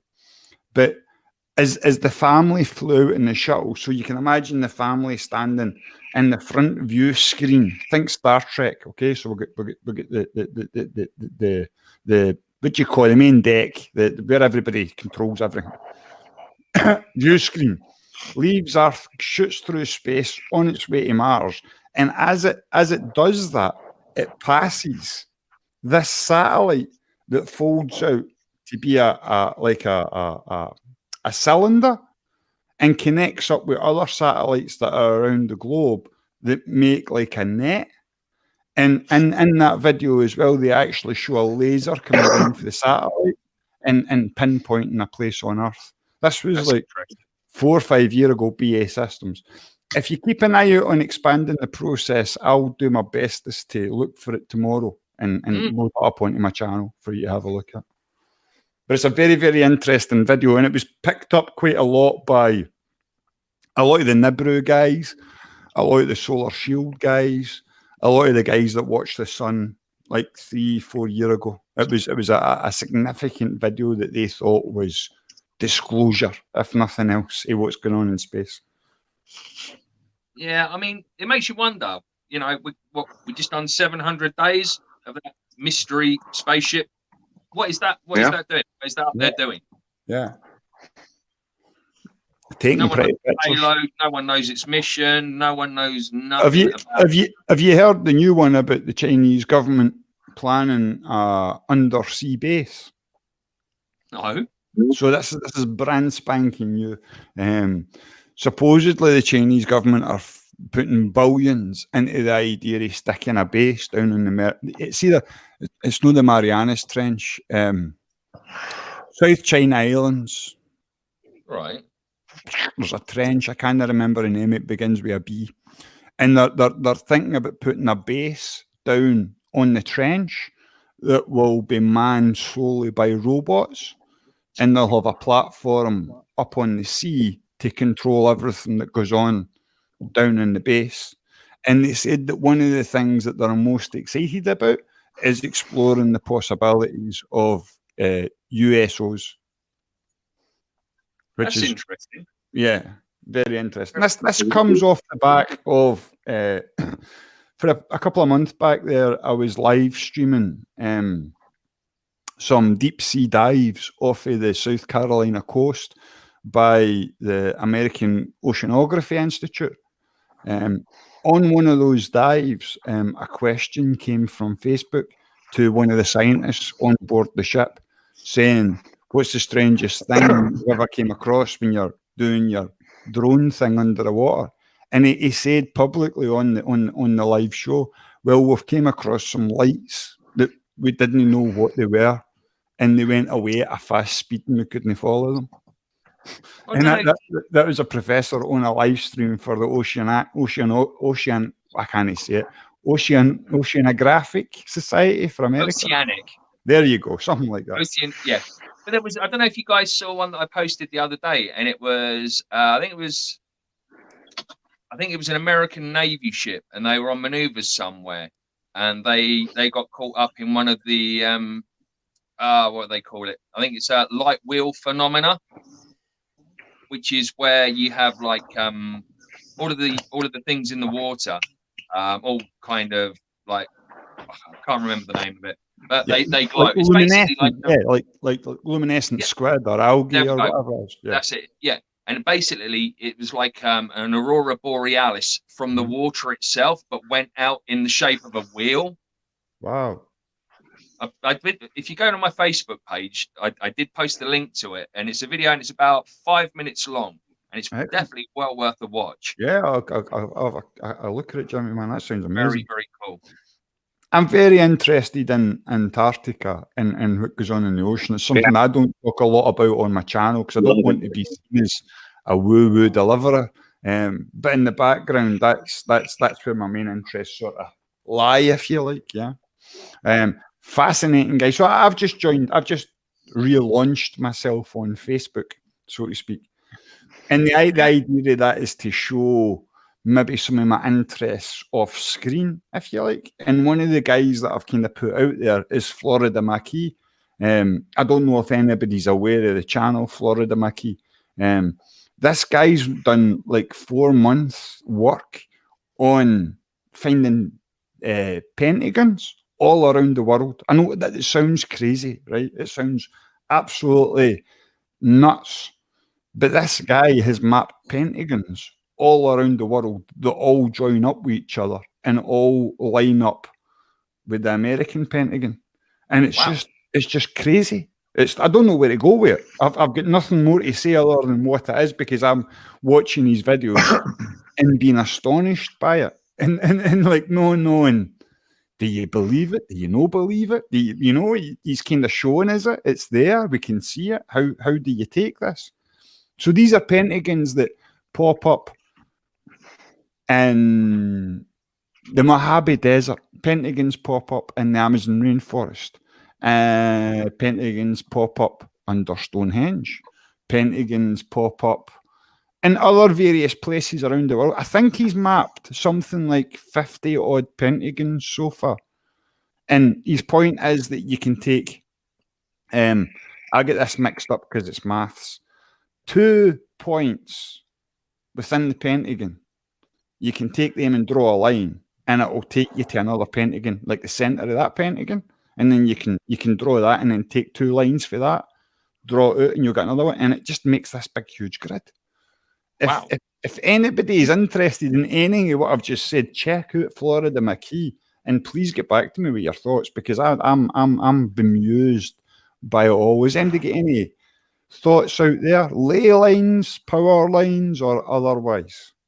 Well, Dex, when Dex was over, there was a couple of places that we visited that was on exactly, I think it's called the St. John's ley line. We went to Stonehenge and Avebury, and that's on like one of the biggest ley lines that run all the way through like England. And also where all the majority of the crop circles in the UK appear too, is all around that area. Yeah. Jimmy, we love crop circling. I'd love you to get a hold of the I think it's called the Bristol Ley Line Mapping Society, and they're currently working on a map of the UK of all ley lines and power lines. And I've saw a couple of videos, and they're fast. I'll post them up on Facebook to give you links. They're fascinating. I think they'd be great guests for you too as well. Yeah, that sounds awesome. So, Dex, how are you enjoying being back home? Have you got over the England down yet? Yeah, we're over that. Oh, I tell you, it took me nearly 4 weeks to get my balance back. It really did. We had such a whirlwind tour. I mean, we didn't stop hardly at Honestly, all for 3.5 weeks. You are so missed. It's like having a leg missing, not having you and Lizzie about, mate. It's so weird. I know, like right from the beginning, it was very surreal. Walking up your street and opening the front door and giving Sarah and Mika a hug, and coming to the down to the docks to see you. And just the whole week, it just felt like we'd been hanging out our whole lives, didn't it? Well, yeah. I think, was it like day number 3, and we were still like, shit, I can't believe we're here. We're really doing this. It's like really us and everything. You're like that man off of YouTube, and like you're that bloke out of that chat room. It's weird. I know. Just sitting in your lounge room, like in where you're sitting now. The set. I'm just going, set? We've watched this set for like a year, and now we're here. So we even you sat on this very sofa with your very balls on this very sofa. Yeah. Yeah. You're lucky you didn't have a bald ass. I don't know. You got to see mine, didn't you? Yeah. No, we had a great time, and like we really do miss you guys. Like, and I mean, I can't see us getting over next year, because we're doing the off-grid thing. We're going to travel Australia next year, and we're going to be doing it on a budget. So you've done a lot of work on the bus, haven't you? It took me a long time to strip the bus. We bought the bus. I lost my license, so I lost a bit of motivation there. And then I wasn't sure what I wanted to do, so I stripped the bus down over a period. I pulled out all the old electrical systems and everything that's I've broken all that wood down. While we were away in the UK, we took it to a guy, an electrician. He's installed all the solar panels, all the fusing, power points, USB 12-volt, AC charger for the DC charger for the power coming in. We've got another AC charger that connects to mains power. We've got the generator. We've got to get in there, and so I've just spent the last week. I've basically pulled apart some of the interior that I had, and I've recycled it, and I've turned it into a dog day bed that sits behind the passenger seat and driver's seat, just so the dogs will have a place to sit when we drive. And I just yesterday I started building the boot section around the generator box and covering up the battery section. But we're going to go away today. Actually, we're going to take off for 2 days and take the bus for the first actual trip up to the Sunshine Coast and just camp for 2 nights down on the beach with the dogs. So when I get back, I'm actually going to build a folding bed in the back section, and then pretty much that's all the work I'm really going to do on it before we travel to Perth. And over the next 2-3 weeks, we've got to pack up all the stuff here. Dex, are you incorporating cameras into the bus? You pervert. Oh, Davie, wait. I'm thinking of a whole YouTube road trip here like that. Yeah, that's amazing. The plan is to road trip and do YouTube channel. I was going to get back into some YouTube channels on my own this month, but I've basically taken myself off Facebook and Twitter and Discord, and I've only got like my YouTube notifications coming on my phone. So I'm just giving myself a break from social media for a month, and I'm not going to worry about it. Once we're on the road, once I'm on the road, I'm gonna start doing videos. I'll always make appearances on your guys' shows. Can I interject a moment there, chaps? Jonicide? No. Yeah. Don't be that guy. Jonicide. Auntie Tanette says hello. Oh, Tanette. I feel you. Sorry to interrupt on our show, but yeah, Tanette's in the chat room and she said, "Hey, John." I saw her. Dex. See, Johnny's got me all feeling left out, so I'm just gonna. I know. Oh my God, Enki! What happened to that little puppy, Enki? Just so everyone can see. Hopefully. Oh no, it's gone off. Oh, of course it would have done. So taking it off charge. Yeah, of course it would. Why not? What has happened to Enki? What have you been feeding him, Dex? Elephants. There we go. That's what Nika's wearing this evening. Oh wow, man! He looked amazing earlier with his braces and the hat and the pants. Oh yeah. Every year. Wow. I can't go over the size of him, Dex. He's huge. I know he's 40 kilos now. I actually spent like half an hour brushing him yesterday because Alaska Malamutes, they pretty much drop all their winter fur in about a week. It all just comes out, and literally I took like a whole big bag of white fur off of him yesterday. Just like all the wow. It's, the underlayer. So I still got to do more. He's just covered. He's just dropping hair left, right, and centre. But did he brush you after? No, just a few licks. Hey, who's my boy? That's it. Hey, you want to say hello? Back a bit. That one there, Davie. Yeah, man. He's actually got his name on his shirt. Yeah, I saw that. He actually had that name there. Guys, tell us a little bit about Queen's Officer. Is that correct? Oh, Queen's. Yeah, Queen's is the regiment that Robin was actually serving in. My dad. Up until 77. Yeah. No, 78, I think. No, not the year you were born. 77. 1977. Final answer. 77 was when he came out, and he had spent, what, 11 years? No, it wasn't that long in there. No? Okay, well, he done quite a few tours. Yeah. Anyway, every year they have a reunion dinner, and Mika went for the first time this year. And he got to actually get his Queen shilling. Wow. So he gets made like an honorary member of sort of like my dad's regimental club, and quite an honour. It is. But if I can get there next year, then I'll get one as well. So I'm hoping that I can be there next year. Yeah. But we've decided. I think it's a big thing in the UK, guys, because in Scotland we don't have regiments anymore. Our regiments are all dissolved. And we have my dad's regiment don't exist anymore. It's actually it's important. It's important No. My dad's regiment combined with Royal Hampshire's to make the Princess of Wales Royal Regiment. Mm-hmm.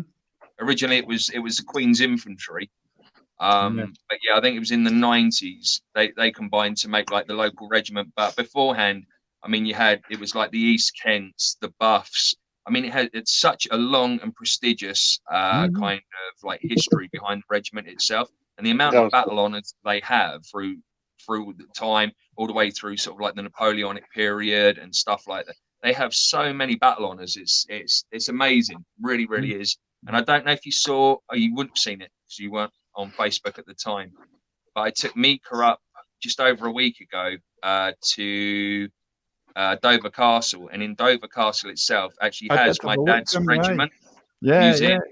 Yeah. So in there they can play dress up and that. So he got to put on like proper army gear, and it was all like really, really, really cool. So he's really proud of like his grandfather being a veteran, and I'm proud of my dad being a veteran too. Oh man, it's all history and it's all stories, and it's all stories that we've got to keep continuing. It is. Yeah. The sad thing is, the armies exist because of the bad in the world. Some armies exist because they want to make the bad in the world. No, I was just going to say, Davie, come on. These days, the armies exist to make us believe that there's bad in the world, and believe that. We have another gamer who's just joined the Natasha. Natasha, hello, love. How's it going? Really, really good. So glad you can join us this evening. Yeah, can you hear me? Okay? You've just made my Saturday night. We can hear you okay. It's not as bad as it was on Paranormal Hood. That's awesome. Sorry about that. Hey, that was awesome. No, it's really, really good. So, how's things going? Things are going well. I've had a little bit of a scramble today, and I looked at some kind of converter online to compare your time zone to mine, and I was off. I didn't know it was running already. And then I came back after running errands and checked my messages, like, oh my God, so I've been in a panic. That's all right. Yeah, sweetheart. That's all that matters. We don't mind doing a bit of overtime for you, sweetie. Yeah, we were going to knock off at 10, but you're here, so we can't.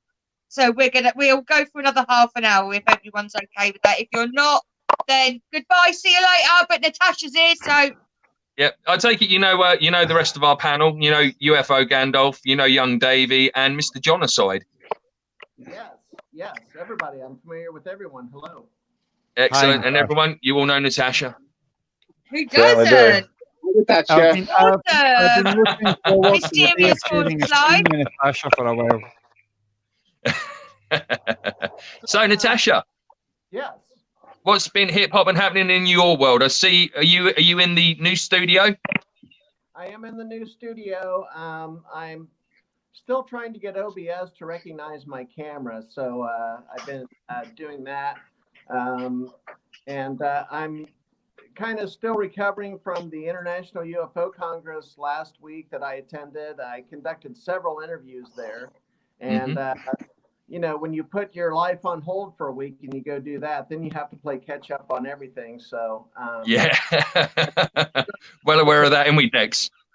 Yeah, editing some videos and looking at the material that I got, and just trying to get back in the groove and working hard to get my regular live show back up and running. I just, this OBS software, you probably see the green screen behind me.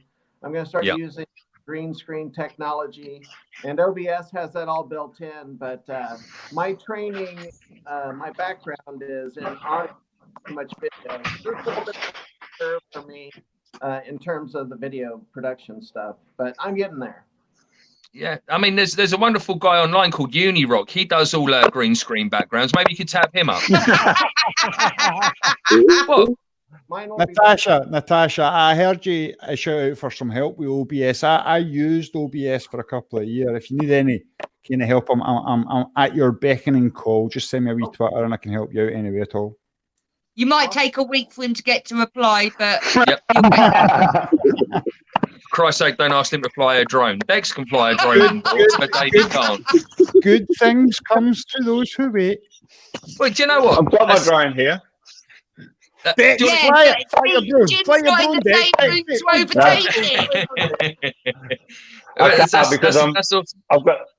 I've got the camera on the phone because it's better camera. I couldn't set my other camera up on the computer, so otherwise I would fly it just to show how So that's twice in 2 weeks we've managed to help people out with tech stuff on Fascination Street. So I'm good with that. We're out there. We're helping each other.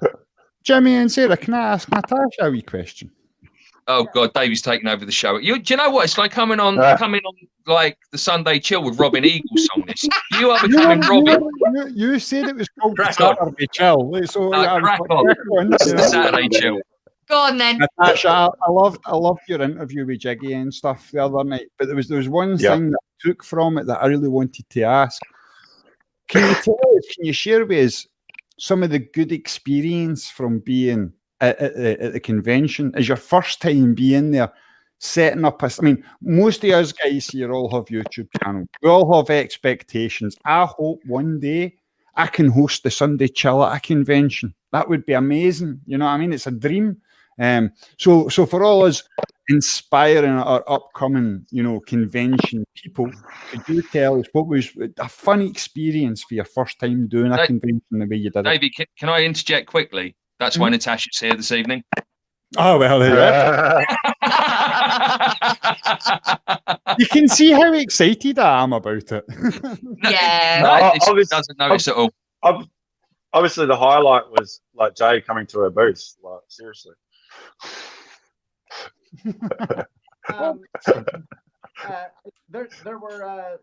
There were a few benchmark episodes during the week, and it wasn't really any one thing. And this wasn't exactly my very first convention as a broadcaster. I did a guerrilla broadcast, Contact in the Desert, in 2018. Wow. And I was setting up in the hallway, and I didn't have a booth, and I didn't have a press pass. I didn't have anything like that, and I was just winging it because I had seen other people. Is that when you interviewed Jimmy Church? Yeah, that's when I interviewed Jimmy Church and Richard Dolan, and that was 2018. Yep. And then that was all audio. I didn't have any video equipment at the time. And I knew that when I started the show on YouTube that I was going to have video as well. So that's when I started investing in the video side of this. And I did kind of get my feet wet last year at the very first Disclosure Con. And I conducted interviews, and I had a booth up there, but I didn't have all the equipment that I have now, and it was still a little rough going in terms of technical stuff.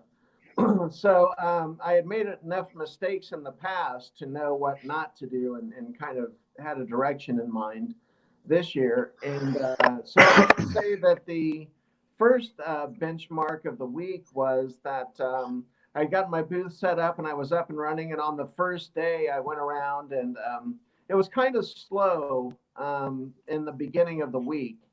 And that's typical for these conventions, especially when it starts on a Wednesday.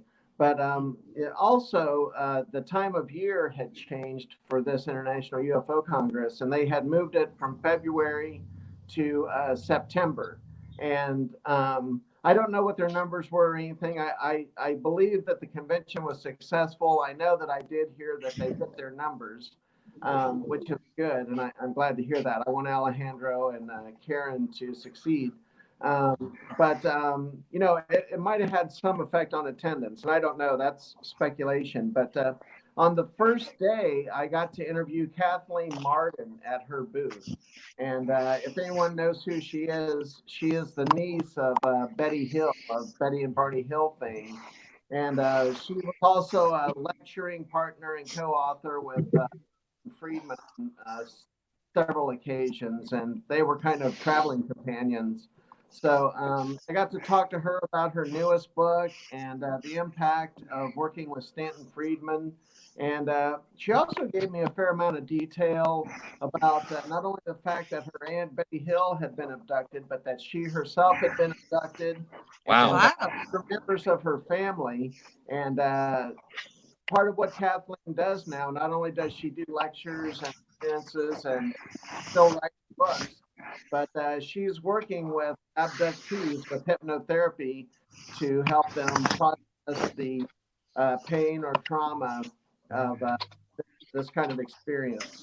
So right off the bat, I got to speak to someone who's one of the most well-known figures in ufology, and it was an honor to talk to her. Natasha, did you get a chance to ask her if she actually felt that the abductions were extraterrestrial, or anything maybe that they could have been military? She made no mention of the military, and I gather from our conversation that she is completely convinced that this is alien contact with more than one. Yeah. That's for kind of lending credence to sort of like the theory of it, obviously affecting sort of like family and bloodlines as well. Then. Absolutely, yeah, and I don't want to be one of those people that says, hey, watch the interview. But in some ways, I don't want to speak for her, and the way that she spelled it all out is pretty interesting, and it will be in the interview when it gets released. Brilliant. But she really didn't hold back. She was, and I enjoyed her talking about how this had affected her whole family and how this had come about. So it was not a conversation that I had had with her, and nor was I really familiar with that aspect of her experience. So it was interesting to be talking to her and have her, for me to receive new information and just kind of discover it that way. It was really cool. Wow, that is amazing. Yeah, right. And first-hand accounts as well. Yeah, man. It don't get much better than that, does it? Great interview. No, it was awesome. And I was telling someone, when you go into these situations, or even if you have a show and have a studio at home or whatever, that you can get a guest on and you have expectations and you think that the interview is going to be good, and then you get someone on and it turns out to be great and it exceeds your expectations. And that's certainly what I experienced with Kathleen Martin. She's articulate, well-spoken. I didn't really have to prompt her much. She just kind of, at one point, I just handed her the microphone and she had the microphone and was just telling, her story. It just flowed out of her with no problem at all. I mean, we were like that. That says a lot as well, Natasha, about how comfortable guests feel with you when you interview them. Yeah. I gotta go. My phone's dying. Okay, John, thank you so much for joining us and giving us your time this evening. It really does mean a lot, my man. It's been a pleasure, Jonicide. Great. We love you, Guy. Love you, Great to see you, Johnny. Love to everyone and the animals. Right. Sorry, Natasha. Yeah, I mean, it's when you're in like the conference so like for us, Awakening this year was the first conference that I'd ever been to, Sarah had ever been to, and Mika had ever been to. And when you kind of meet these people, I mean, like for me, I don't care what anyone says. Richard Dolan, Tracy Garber, without doubt, salt of the earth people. What you see Lovely is what you people. get. And when you get talking to them, right, Dex, they don't pull their punches. No. Right. They were. I couldn't believe how lovely they were. They were so genuine and they were just so warm and loving and so patient and willing to just sit and listen and talk to people and interact. And yeah, they were great with Mika as well. They kidnapped Mika. Mika and Tracy talking for like 2 hours, like with all these adults just like hanging on every word he was saying. And I'm there talking to Richard and Grant Cameron. Grant, like it was just like talking to, you know, they're normal people. They're not, you know, I've always sort of thought Richard Dolan was a bloke in what he does, but just actually meeting him was just, it was a real honor. It really was. And just the people that I got to meet, that I've sort of talked to through you guys, you know, like Dave and Jay and other people, and just getting to meet them and spending a couple of days with them was really good. You're breaking up, Dex. Oh, am I? Yeah, man. It might be my internet. Hang on. You know, I do have a response for that, and maybe his signal will rebuffer.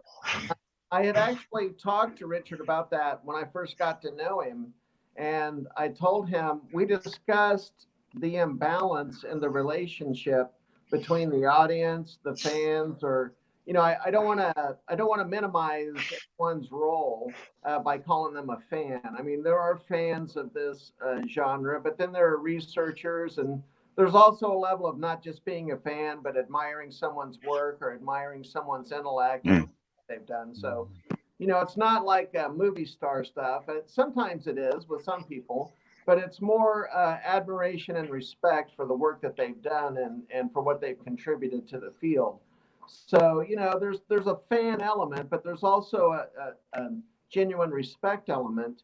And I told Richard, I said, this feels so weird, like, you know, talking to you and get to know you, because I will play a Richard Dolan video in the background while I'm cooking dinner or doing something else. And I said, you know, like, I know your voice very well. I would know your voice in an instant if I heard it anywhere, because you are in my house through the videos. I listen to the show and I hear your voice, and it's like that presence kind of becomes part of your personal life. But and then you learn things about these people, and you get to know who they are by listening to their commentary. So you get a sense of at least who you think they are when they're you know, speaking publicly. And so then when you meet them in person, you kind of come with this lopsided amount of knowledge about them and even a familiarity with them that, you know, it's easy for you as the recipient or the person who consumes the content.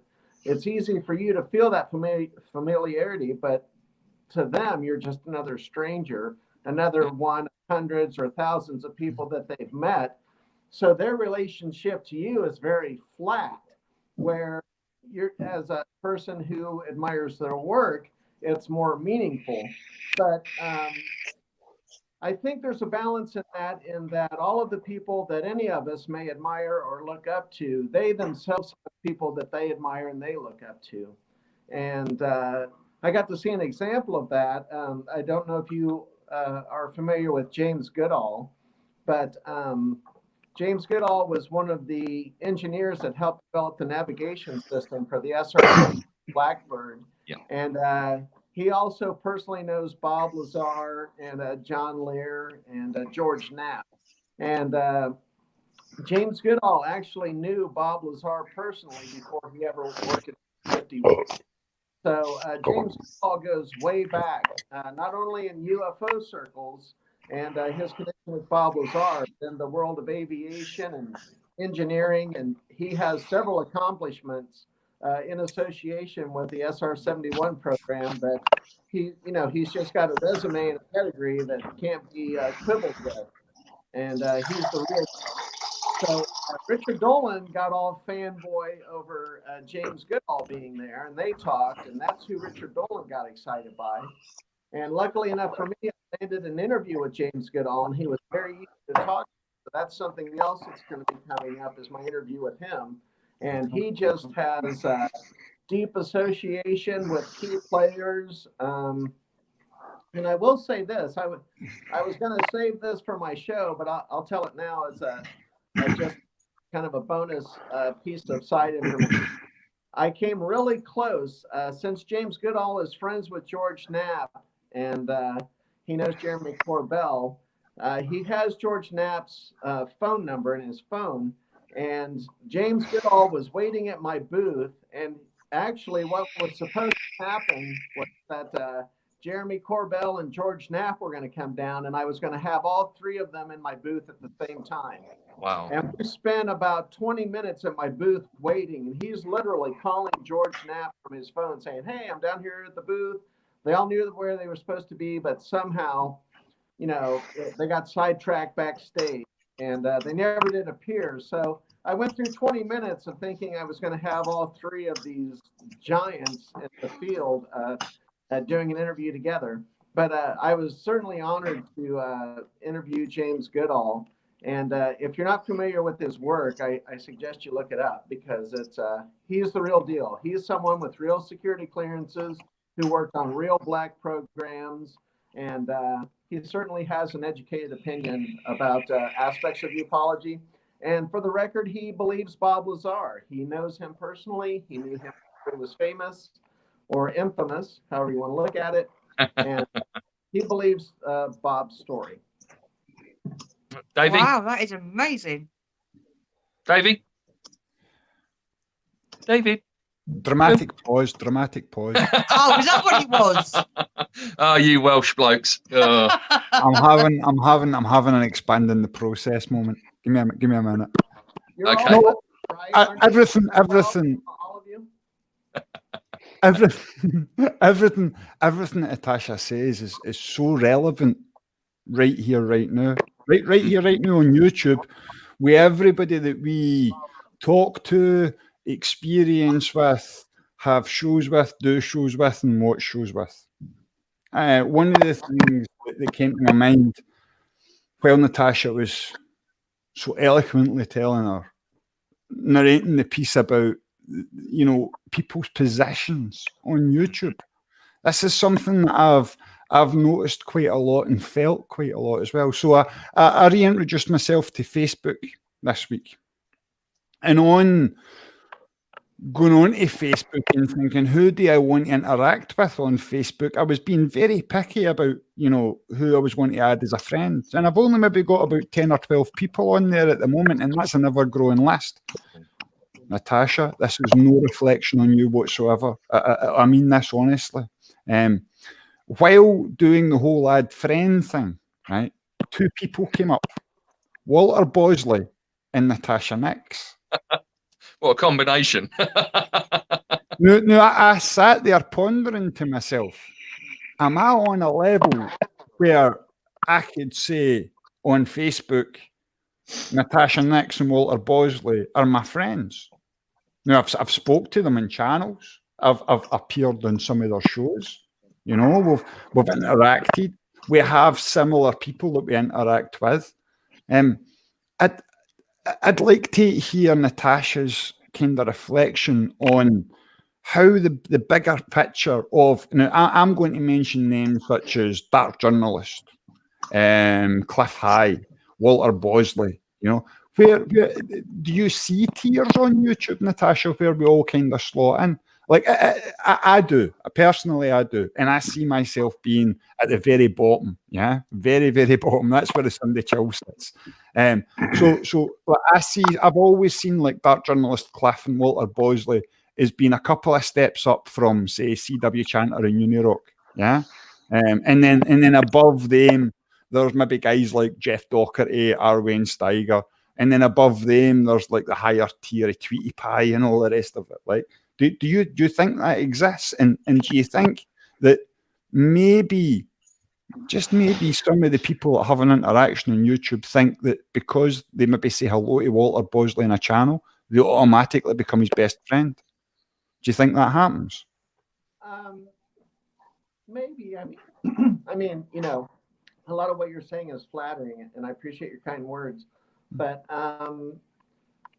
you know, I think it's kind of up to the individual, because I there are different ways to measure success.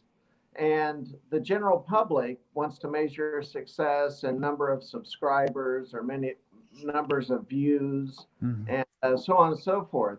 And there's no doubting that the higher up the hierarchy you go, if there is such a thing, I think it's kind of a false construct, because I feel like the individual viewer out there of all these shows, they kind of have to assign value to our shows on their own.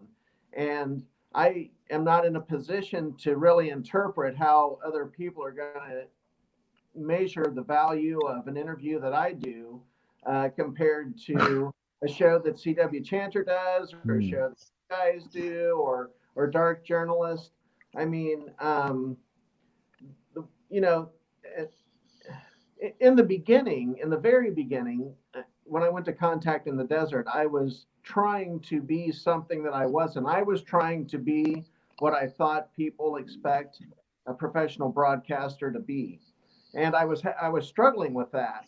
And pretty soon after I started my show, I realized that this is really about being yourself, and that your style and your own flavor is going to come through your personality. And the more you are yourself and the more genuine you are with your audience, that's the connection that gets made, not that you're trying to pretend to be a professional or be something you're not, or try to be funny when you're not, or whatever. And I've done all those things. I've tried to be funny, and a joke falls flat or isn't that funny. I've made all those mistakes. But in time, I started to detect my own style in interviewing, and I've had so many people, even Rita, and not Jimmy directly, but Rita was telling me that she liked the style of my interviews and liked the way I conducted them. And that's not a strategy on my part. I just try to do the best interview that I can possibly do. And one of my personal rules for conducting interviews is I try to ask the questions that other people aren't asking. I don't really want to have someone come on and ask them the same shit that someone's asked them 100 times before. I would rather find out something new and something different. So that's why my angle of approach is a little different. And I really want to kind of deflate a lot of the stuffiness and the arrogance that can be detected in some researchers in ufology and some people. I really don't like it when people take themselves too seriously, because I think they're kind of letting their ego take over, and then they are putting themselves above other people. And I loved your interview with Reverend Moonchild, and I still can't remember the other guy's name. They talked about crop circles and stuff. It was a brilliant interview. And another point that I want to highlight, and I've spoken about it many times on my own channel, is BB. When you done the interview with Kelly and BB, and BB had stated you were talking about it in conversation about the regurgitation of information on YouTube and how we all watch the same channels and we all listen to the same stuff. I think it's commendable, Natasha, that you ask the questions that other people don't ask, and that people get to come onto your channel and further that information as well, rather than sort of just the usual regurgitation of what we hear every day on YouTube. Right. Well, we were talking about regurgitation of information earlier, weren't we, with the whole David Icke 9/11 thing and all of that. That how some people will go over certain things at a certain time because it's relevant for that time, and to get themselves either more views from people that are new to, say, for instance, like the theory or anything like that, or to promote something that they've got sort of like in the pipeline that's on the way out at that time. Totally. And I just have high standards for myself, and I am my biggest critic. Trust me. If I misspeak or do something wrong, or something could have went better, or I missed an opportunity for a better question, I'm the first one to notice, and I'm the first one to kind of do the self-talk afterwards on how to correct that and how to steer that. And it's very simple. If you're not hearing something new from someone on my show, then I'm not doing my job. Yeah, absolutely. I mean, that's one thing. I mean, like we say about we say about like we have our own family of content creators, and that's what we are. We are content creators. We basically, this for us is our shop. How we run our shop, how we present our shop, how we bring the shop front out. I mean, all of these people sat with us at the moment that have been with us all the evening, you know, most of them are in each one of our shows. They're the same people. So obviously there's something we do or we say which resonate with these people, which is why they give us the greatest gift that anyone can give us, which is their time. Absolutely. You know, and I that's the way I see it. Anyone can have a show and they can have 1,000 subscribers, but only have like 10, 15 of the same people there all the time. So, you know, one of the things, Jimmy, that's said quite often on the Sunday Chill, and I'm not blowing my own trumpet here. If anybody watches the Sunday Chill, they know how much I don't like talking about myself in this way. But it's often said in the Sunday Chill, Davie, look at this wonderful group of people you've brought together. Look at this wonderful group of friends that are brought together that are all happy and family. Absolutely fantastic. I love it. I'm gracious of it. I'm thankful of it. It's a glorious thing. What are we going to do now? No, we are sitting here in a group of people that spans the world. We have an amount of energy, let's say. Now, I'm not wanting to get woo-woo on anybody, but I can go woo-woo. Never go full woo-woo. What are we going to do? I used to take part in a channel of the name of Mr. Arwayne Steiger, and we used to do mass energetic thought projection. Now, bear in mind, his channel has thousands. My channel has 5. You know, I don't think the numbers actually matter. Now, I'm not saying that we all go happy and we have a mass thought projection on a subject or whatever, but there's surely something we can do as a group that can have some sort of meaning or some sort of resonance that will sit with us all for the rest of our lives and maybe rub off on another human being in the process. I ponder on what that thing can be. But we do. We're honest. We're true. None of us are fake. None of us are massively ego-driven. Nothing like that. We're a really, really good group of people. And like I've always considered Natasha family. I've considered yourself family, which is why Natasha is always the first person who gets a shout out whenever we do shout outs at the end of the show. Because we're honest, we're true. And look how much we all stick together. If something doesn't go right, someone has a hard time, we pull together and we get each other through it. And it's the same when it comes to like technical bits and pieces. Last week, Davie, you had issues with technical bits and pieces with something you were up and running. One of our viewers, boom, there to help you. This week, Natasha's got something wrong with like her tech. Boom, you're there to help her. You know, and it'd be like, I don't know, are you getting your project up and running yet? Yeah. Giving it a little while longer. I've been doing a wee bit of work on expanding the process.com. It's got to take a few weeks to get the whole site up and running. But a shout out to Out of Mind, who gave us some fantastic advice and gave me a wee look at her websites. If you get a look at my Twitter, I think I posted a link up there. You can check out Out of Mind's actual websites. They're absolutely fantastic. I urge her to put a link up in the chat room so folk can check them out. We have problems with this one because it's not YouTube. So putting links up is a bit of a pain in the bum. Yeah. It doesn't know how I work things. So Dex, I think it was great, and yeah, that was fantastic help as well. Yeah.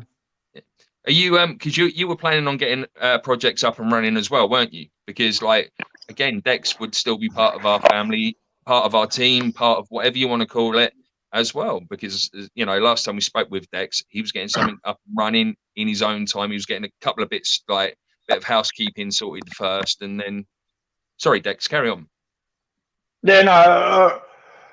But first, I just wanted to say, like, yeah, I consider all you guys family, and it's really interesting and a weird sort of journey that I've been on finding you all. Like, originally, I found you and Sarah on Twitter, thanks to Fade to Black, and listening to Mika, and we connected, and it's been like you've become an integral part of mine and Lizzie's life, you two, and Mika, and you know, Davie, you know, I think I first Davie I first found Davie in CW Chance's chat, and along with a lot of other people. I mean, it was Mark Toronto that put me onto CW. I met Mark through Fade to Black Twitter. There's a whole heap of people like Deb and Jonicide and Robin and people that regularly appear in all these chats. And even though I haven't seen all of them on camera or anything, I consider them tribe and family. I mean, funnily enough, my experience with Natasha was a weird one. I have these periods in my life where sometimes I clash with people or I don't resonate with people when I first meet them. And they end up sometimes being my closest and longest friends. And Richard Moonchild actually was someone I was talking to on a regular basis, and he had said he was going to go on Natasha's show. And Pursuing X was hooking it up. And so I'd never heard of Natasha. She was only just starting out. I think she'd only just done her interview with Jimmy and had sort of posted that, or was posting that. And when I went on to the channel, because I was expecting Richard to come on as a guest, I think something had happened and they couldn't get a hold of him. And so Natasha was just doing her show. And I came in on the video and she was talking about what she wanted to do with the show. She's saying about having strippers on the show. And I'm going, what having the strippers? Fuck is going on? What? Yeah, I was like, what the fuck? What? So I was sitting there going, I'm back now. I don't know if I want to watch this show. Like, I don't really need to watch strippers. I've done that in my life, you know. Like, I sort of went, oh, okay. And when I realised Richard wasn't going to be on, I went, oh, I actually politely wrote in chat, you know, good luck with this show, but this isn't resonating with me. And then I think I was a couple of weeks, I can't remember. I think it was when you interviewed CW, and I actually took the time to watch the whole show and get to know you, not just something you'd said that didn't resonate with me. And suddenly I was like, okay, no, I was being really judgmental. This is not the person that I thought she was. And I spent the time to listen to the show. And I thought, no, this is another person that I want to reach out to and have in my family. So I reached out to her on Facebook, and she's been a friend of mine on Facebook for pretty much as long as you guys have. And I followed all of her work. I mean, I'm a mod in the chat, and it's just been such a beautiful experience and a blessing to become a part of this community and be a part of these YouTube creators that are creating content. It's nothing. Like it's been said in chat, these are all genuine people. You're all genuine people. You are real people. You speak from your heart. You tell it how it is, and this is what resonates with me because this is the person that I am. I've always wanted to do content. I've done Facebook live videos and I've had a lot of feedback because I like you, Davie. I mean, I have my mental health issues and I've been through a lot of stuff: jail, psych wards, trauma, all the mental health stuff. And I don't really like talking about myself, but what I've been told, the feedback that I get is that people like hearing what I have to say because they resonate with it, and a lot of people have been through the same stuff. And I'm not there preaching and saying, this is what you should do, or this is the 1, 2, 3 step, how to make your life work. All I do is talk about my experiences and how I survived what I went through. And I've found that people want that, and I'm still struggling to go, all right, I'm just going to get out and do the videos. I'm going to turn on the video and I'm just going to talk like I'm talking now, talk from my heart. And if I only get 10 people listening, it doesn't matter how long I do it, as long as those 10 people get something out of it and they enjoy my content and what I share, then that's enough for me. But I have a desire to want to help everybody, you know. So I have this grandiose idea channel and all that, but I don't want to be famous. I don't want the numbers. I just want people that resonate with what I have to say, and I've always had this dream to bring everybody on the planet under one umbrella and unite and have peace. And I really think it's this grassroots sort of movement with people like yourself, Natasha, Davie, you guys, Sarah and Jimmy, you know, CW Chanter, Kelly. This is a group of us that needs to stick together, but not just stick together. We need to expand the process and get more and more creators together and get people to just give up your differences and unite under the banner of truth, love, and unity. And it's like something that's going to snowball. In the process right now, we've got these little snowballs, and we're rolling them, and we're trying to build something big. And I see it eventually. It will snowball, and it will just become people like Richard Dolan and Jimmy Church, and people that are sort of high up there in the community that have a lot of listeners, a lot of followers. I do good things for the community with the research and the work that they're doing, and they've inspired me, and I know they've inspired you guys on a certain level. And it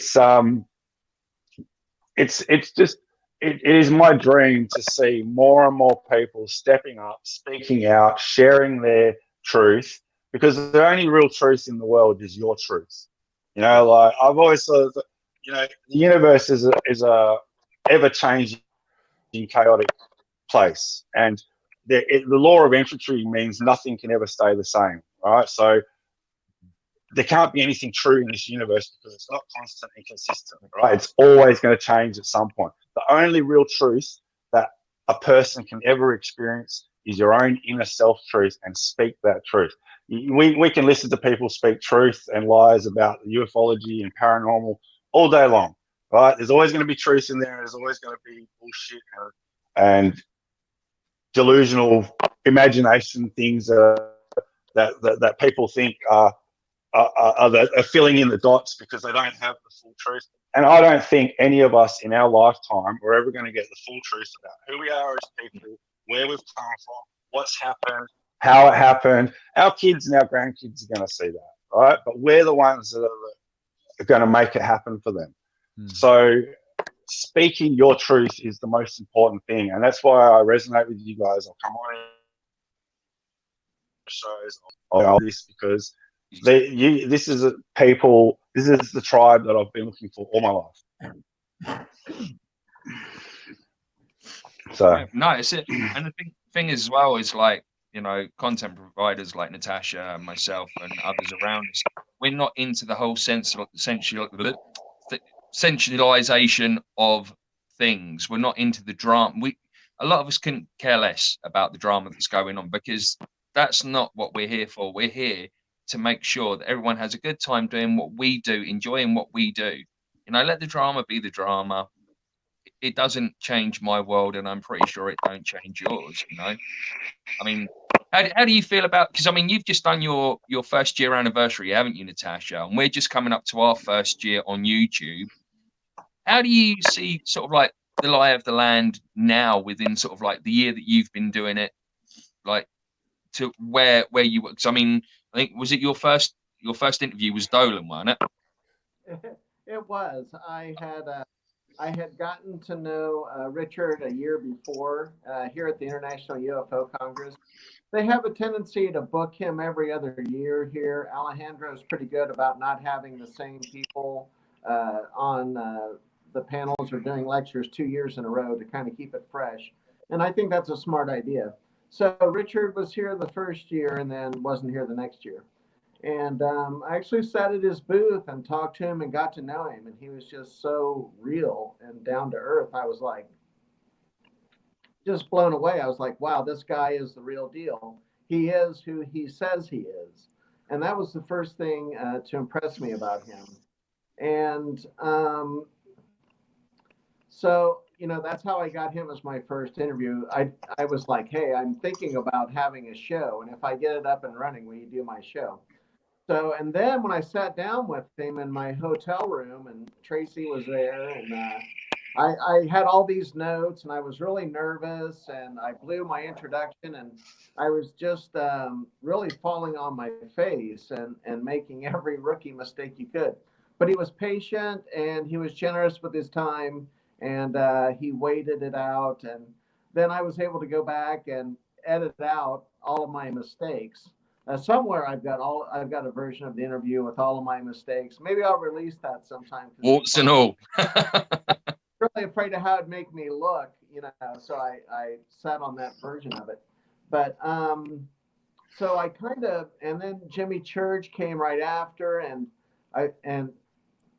what I didn't anticipate, because I had worked in show business previously and I was used to being around celebrities, but when you start talking to people who have been doing this a long time and they're researchers, especially with Richard, his knowledge of ufology is encyclopedic.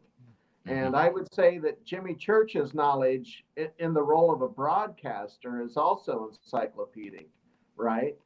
Jimmy Church knows a lot of people. He's been a lot of places and he's heard a lot of stories. So Jimmy Church is kind of a repository of a lot of information from the broadcasting angle. And when I sat across from them, I realized my place, that I had, you know, kind of position myself in front of these people, and I felt really stupid and less than in those moments.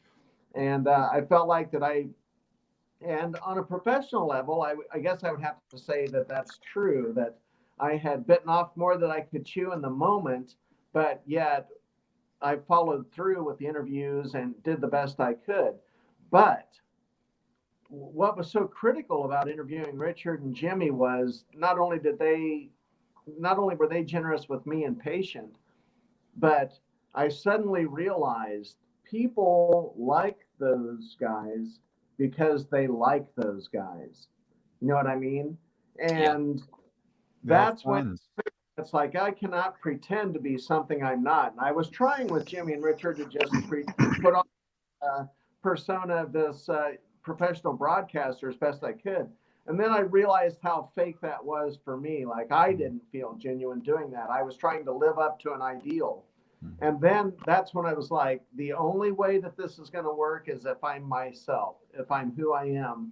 And I have no desire to kind of create a persona of someone that I'm not on air. If my best hope is that if you ever meet me in person, that except for maybe personal opinions and other things like that, you're going to meet the same person off air as you see on air, and to just be real with my audience. And so I've been really quick to admit when I make mistakes or I do something wrong, or you know, if I fall short in some way, because I think one for people to try to do, and not as a manipulation, but through honesty. If you're willing to show the warts and your mistakes and be honest with people and show them your humanity, other people can relate to that, and other people know that you're just like them. And if I had done something like this in my 20s, my ego would have blown up, and I would have been on the ego trip.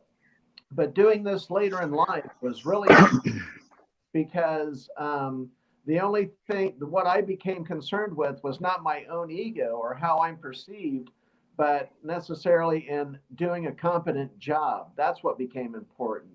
And not to say something and be a hypocrite became, you know, those are the things, not like how cool do I look? It was like, I don't want to misspeak. I don't want to be a hypocrite. I don't want to be duplicitous in any way.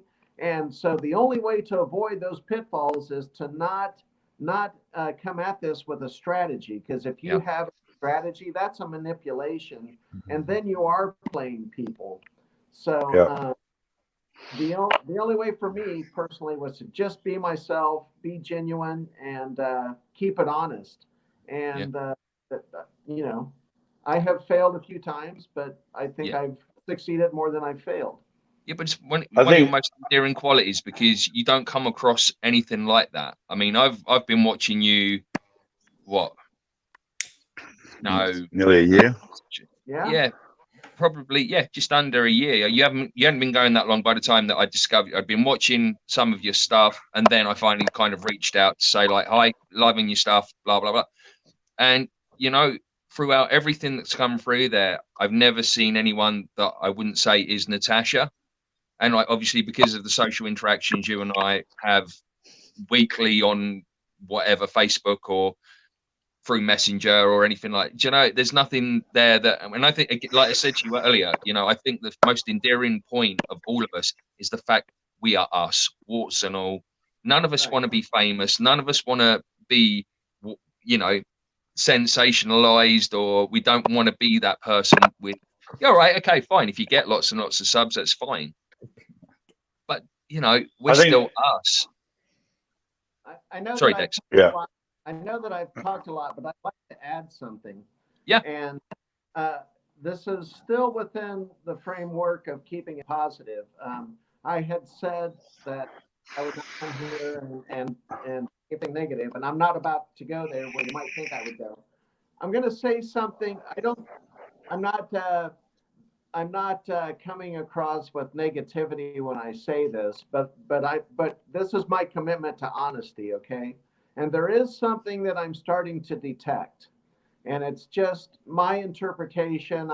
Nothing overt has happened. It's not something someone has said or necessarily done, but I do feel like that the people who think they are professionals in all this, I think they feel a little bit threatened by all of us amateurs coming on and suddenly having access to a platform and maybe challenging the status quo and challenging people who have been around for a long time and who have kind of gone unchecked, either in something that's kind of false or kind of sketchy or whatever. I sense, and I'm talking about at higher levels. I'm talking about some people on the production side or on the convention side, certainly on the broadcaster side. I think that those of us who have come out of nowhere and suddenly we have a voice, I think it has been a great way to level the playing field. But I also see our duty, if we can be so presumptuous, is to keep everyone honest. And that starts with ourselves. You know, I start with keeping myself honest and not being misleading. And then I try to radiate that keeping them honest, idea going.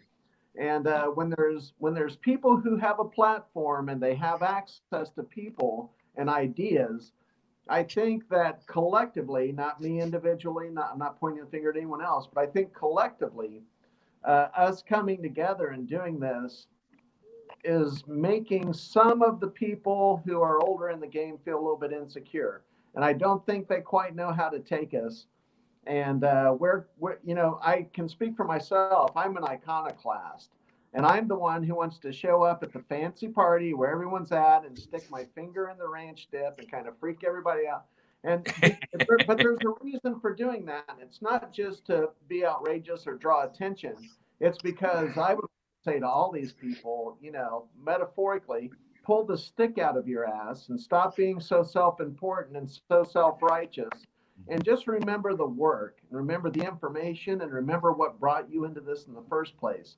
And that was to try to get to the bottom of some kind of truth about something that is going to affect all of humanity. And that's the real reason. That's, at least for me, that's what drives so many people, or is supposed to drive people, is that search for the truth and looking for some kind of reconciliation with that truth and some kind of way that we can experience maybe a higher level of truth and freedom in our society around the world. And this ufology question and whether we're being visited by people from another planet, other than the fact of our existence, like why do I exist? That's the next biggest thing out there. Are we being visited? Have we been genetically modified ourselves? All of these questions, they're incredible and they affect all of us. And so, I don't mind making the people, the stuffed shirts. I don't mind making the stuffed shirts uncomfortable. And, I would have to say, honestly, I don't make a big deal out of my trans status, but being a trans woman in this world, I think some people don't know how to take me, and I get some sideways glances. And even someone who's as great a researcher as Cheryl Costa, if you watch my interview with Cheryl Costa, her and I talked about the year that she won the International UFO Congress Award, a group of men cornered her in the hallway and told her, "We don't need your weird sexual identity stuff going on here. We don't need you around here." They told her this to her face. Wow. And said, this is already hard enough, and we don't need you bringing your weird stuff around here. And she was receiving Researcher of the Year for the book she wrote. Fucking hell. So when you've got a trans woman at one of the biggest conventions, and then you've still got people on the sidelines who are trying to derail her or her career or intimidate her out of participating in this community. There's a little bit of a schism. So I hope that all of us together in our own ways can kind of upset the apple cart a little bit and disrupt the status quo. And I think what results from that in the end is going to be more honesty, more truth, and more realism. And hopefully all of us will still be here to call people out on their shit when they're dealing out shit. I mean, that's it. No, I hear you. I mean, that's where I was going with that question. It was a loaded question, whether or not that, you feel since within the year of doing this, there has been a change of the guard. And there clearly has. And the thing is, as well, is we're all unique and we're all really unusual in our own way. I've never looked at the trans issue at all. You're Natasha. You're my friend. I love you dearly. Davie. That's who you are to us. Although we know you're a raging lovey. Again, does not. I thought you were going to say Pifter there. No, who says a thing like that? I know they mention this on the chill all the time, Jig. It's my head, and Jimmy. Yeah, no. It's no different. Again, you have. We're all human beings at the end of the day. This is the word that nobody ever says. It's human being. Yeah, but us that are getting somewhere, we're all social or society's oddbods. We're a family. I mean, Josh, need I say more? I mean, we done our interview with Grant Cameron. We were accused of being like child abusers. Wow. We were using Mika to get like celebrity status. We were doing this. We were doing that. Now, anyone that spent any time with Mika knows that he loves this type of thing. You couldn't get him to do anything. If he didn't want to do it, forget it. I mean, he drives the train in that family when absolutely. He drives the train when it comes to that. I probably look really uncomfortable on that show because I'm being interviewed by fucking Grant Cameron, who was like the guy who I cut my teeth on when I got into the ufology community. I followed everything Grant Cameron's done. And when I met him, I was like a little girl with pigtails and a little pink dress and a skipping rope. Honestly, I had like big doughy eyes, and Dex was there, he'll tell you. And I was just sort of like, Cameron, I like you. And to be on there, it was like really, but honestly, we got a real like slamming from trolls on that. And it was just like, we're not that. We are just different. We're a family that enjoy the same thing, that do the same thing. Again, I mean, as I say, you want to look at it, that should just end with we're a family, full stop. No. We're more than a family, mate. We're like strange best mates. No. You know what I mean? It's like you're doing exactly what a family should be doing, having shared interests, expanding each other's process, for wanting a better phrase. I'm sorry, but like you get what I mean, yeah. I don't know why people. Well, I do know why people have trouble with that. They're jealous at the end of the day. That's it. Again, fuck this. I said I wasn't going to swear, but that makes me angry. So go for it. Because I have, and I've broke my golden rule, and I've sworn twice tonight. So go for it. There's no kids about. But again, we are. Again, you look at Dex. Big beard, long hair. Most people would look at Dex and just be like, fuck. We are society's oddbods. Yeah. It's all right. I know Dex well enough now to be able to say something like that. No, it's Lizzie you've got to watch out for, mate. She's the one that sticks fingers up at priests and everything. Can I say something on what we were talking about, relating to what Dex was referring to about how we're all supporting each other and stuff. So I don't want to bring the tone down in any way, but unfortunately, I'm probably going to a little here. So everybody knows that my house got broke into and stuff. The support, the outpouring of support. Now, I'm not just talking about monetary stuff here. That's besides the point. Although that has to be mentioned, and it was absolutely fucking amazing. I still don't have words. But the support that I had from people that I don't even know, or I thought that I didn't know. I say that And I know in my part that's badness, because these are people that I should have known. These were people that were in my life, that were paying attention to me, and held me in enough regard to include me as being their friend. And I never saw that. I see that now, and that's an amazing, wonderful, bloody thing. And I really don't have the words to describe it, but it means a hell of a lot to me. It means everything to me right now. So it's a great positive thing to take away from that experience, Davie.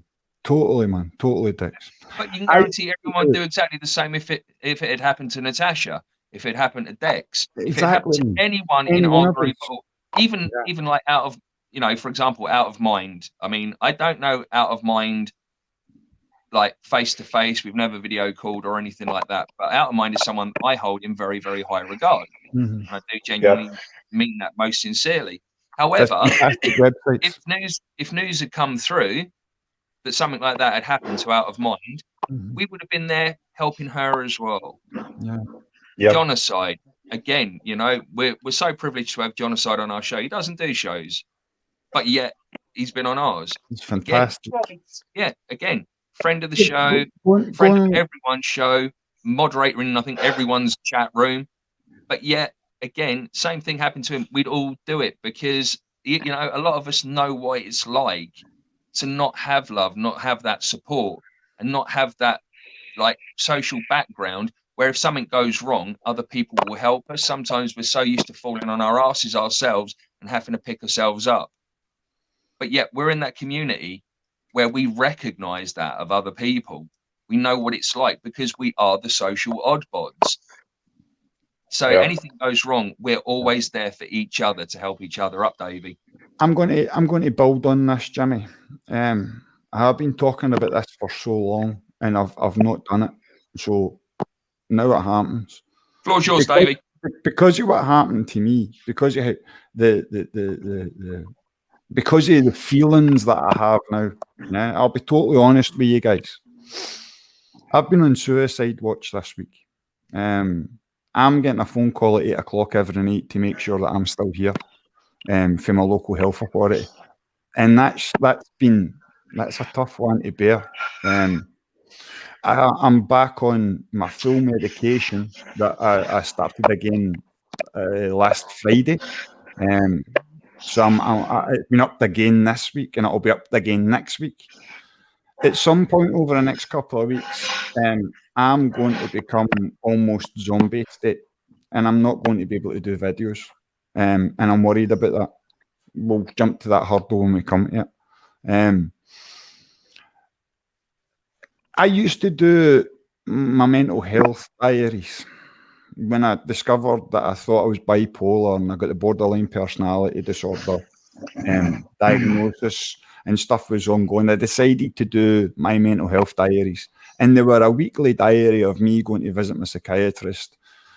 Attached onto that, any thoughts or, anything that came into my mind, I would just put to video and do it. I stopped it a while back because I decided that I wanted to be someone on YouTube. And I tried expanding entertainment. I tried my Davie Does interviews. I had all these fantastic shows that I was coming up with that I was going to go forward with. And I had absolutely no control over it. Great ideas, but just, all in my head, So, with what's happened recently, with me being back on my medication, things are changing a little for me again. No, this is the first time I've ever officially been put on suicide watch. It's pretty harsh. It's pretty harsh to handle in my own head at the minute. So it's been going on for 5 or 6 days. I've sat here thinking and pondering on that quite a lot, and not liking the situation that I am. Still not being able to turn to friends and talk to friends. When things happened, every morning when I got up, usually Baz talks to me on Discord and we have like a conversation for an hour and a half. And these have been, and I will say, life-saving to me because they're the start of my day. I want to expand on that, on that thing that's happening because I'm seeing that as being a good thing in my life. So what I'm going to do is bring back in holy base my channel, Expanding the Process, on my experiences of mental health from now on. No more woo, no more stuff. Just it's a diary of me. That's what Expanding the Process is going to be. So I'm Davie, on you go, Dick. I was just going to say, Davie, I mean, I've been in the same boat, you know, bipolar, borderline personality disorder. I was put on Ritalin when I was a kid. I've been suicidal for 25 years of my life. And this is why I want to speak and talk, is because what you're doing now, what you've just said, right, is the most important thing of all. Suicide is the least talked about topic. You don't hear about it on the news, and yet it is one of the biggest tragedies in our society. And one of the biggest things I found being suicidal was that it was so hard to reach out and tell people that I felt suicidal. And I was accused of using it as a threat against people. And they didn't understand how desperate I was when I had to express that I was thinking about killing myself. You know, what kept me here are two things, right? One is I could never bring that sort of trauma and tragedy to the people I love. And secondly is that I have too much of a respect for life. I love life. My life hasn't been that great and happy at times, but I love life and I'm not going to give up. And me doing my videos originally a couple of years ago was what helped people that were in the same boat with mental illness, drug addiction, family problems, childhood trauma. And like for a start, I'll say to you right now, Dave, if you ever need to talk to anyone and no one's available, you bloody well ring me or you message me. I'll give you my number and we'll just talk it out. If it ever gets that bad, I'll fly it from Australia. You know, like this is what I do for people because I've been there and I know what the fuck it's like. And I don't want to get emotional.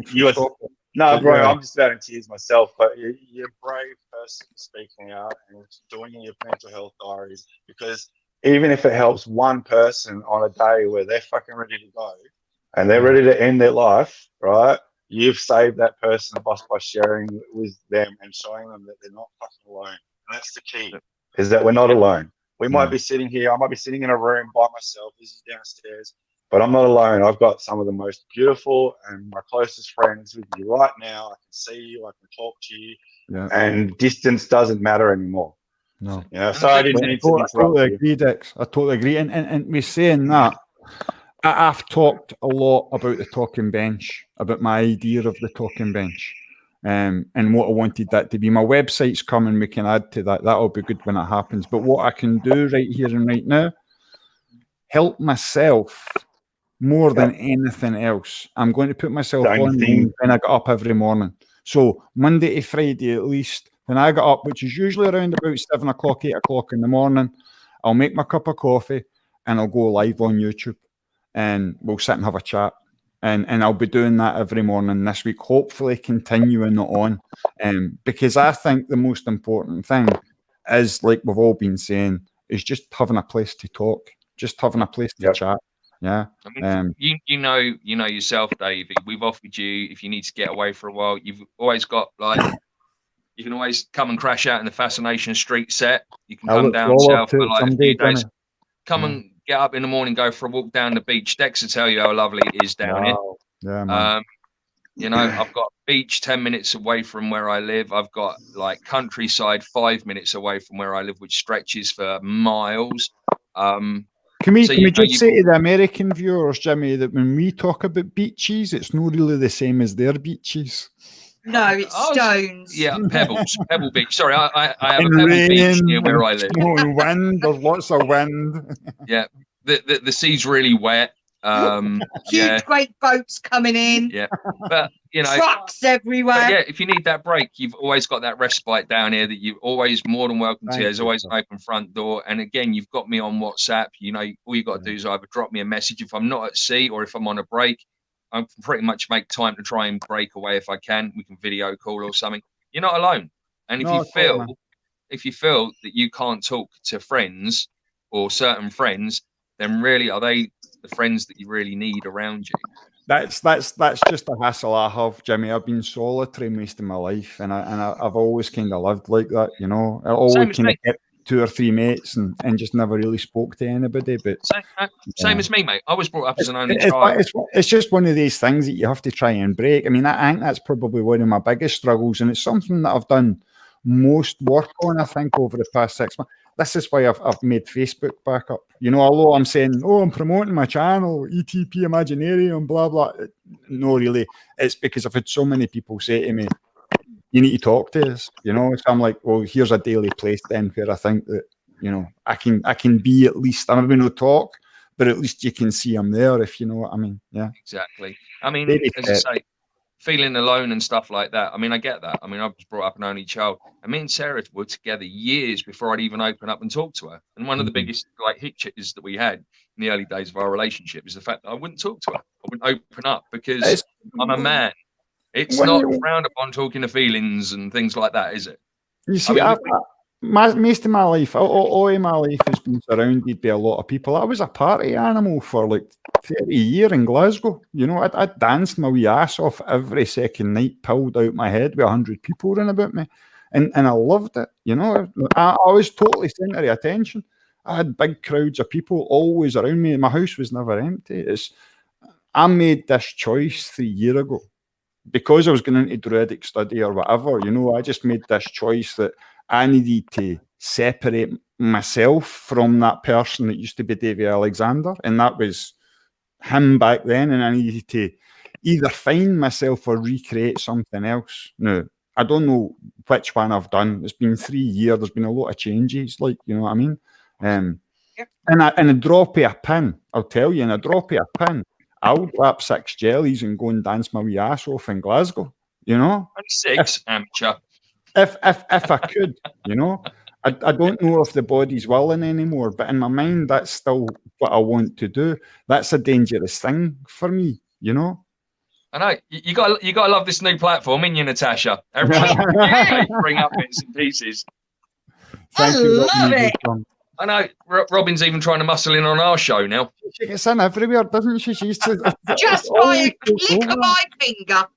Okay, folks, have you got anything else out there that you'd like to bring up that we can show the guys? Any questions? Any comments? Because it won't be too long before we start winding down, because we've already hit the 3-hour mark. Not bad for a 2-hour show. Never done for a while. So Natasha, anything else that you've taken from your whole UFO conference experience? How was Alejandro? Is he as cool as he normally really seems?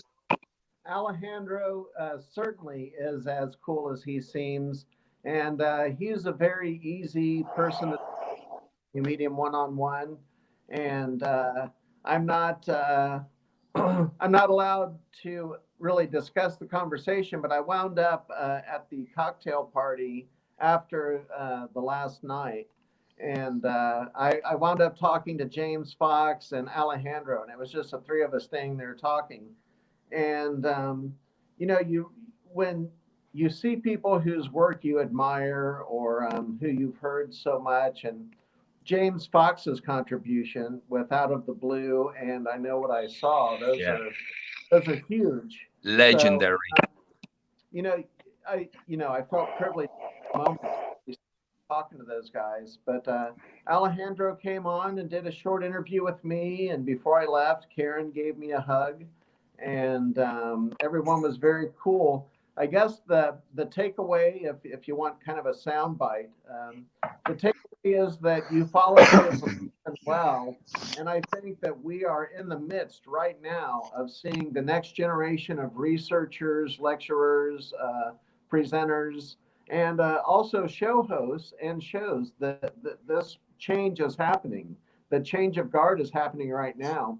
And not to over dramatize it, but I think in some ways the passing of Stanton Friedman was kind of a symbol of that, kind of a change of the guard, so to speak. And and that's what made it seem so special to interview Kathleen Martin. Is not to want anything negative to happen, but changes your perspective to see these people as kind of treasures to the community, and it's up to us to kind of honor them and respect them and honor their work as best we can while they're still here with us, and not just save it for accolades after they're gone. Yeah, absolutely. There was a couple of moments at the Awakening one that we went to, and there was still a lot of talk of Stan while we were there, and then Richard obviously getting his researcher award there. I mean, you guys in America do it so much more better than we do. We really, I mean, I was in Calais, I was over in France, and I saw that Doc had gone live, and he was giving us a quick tour just before doors opened of everything like that. So I just kind of gave it, hey Doc, how's it going? And just sort of like seeing the layout, like compared to what we had, it was just so bizarre. And the only difference was there wasn't a bloody great big X-Wing from Star Wars parked in the middle of the hangar like we had in Awakening.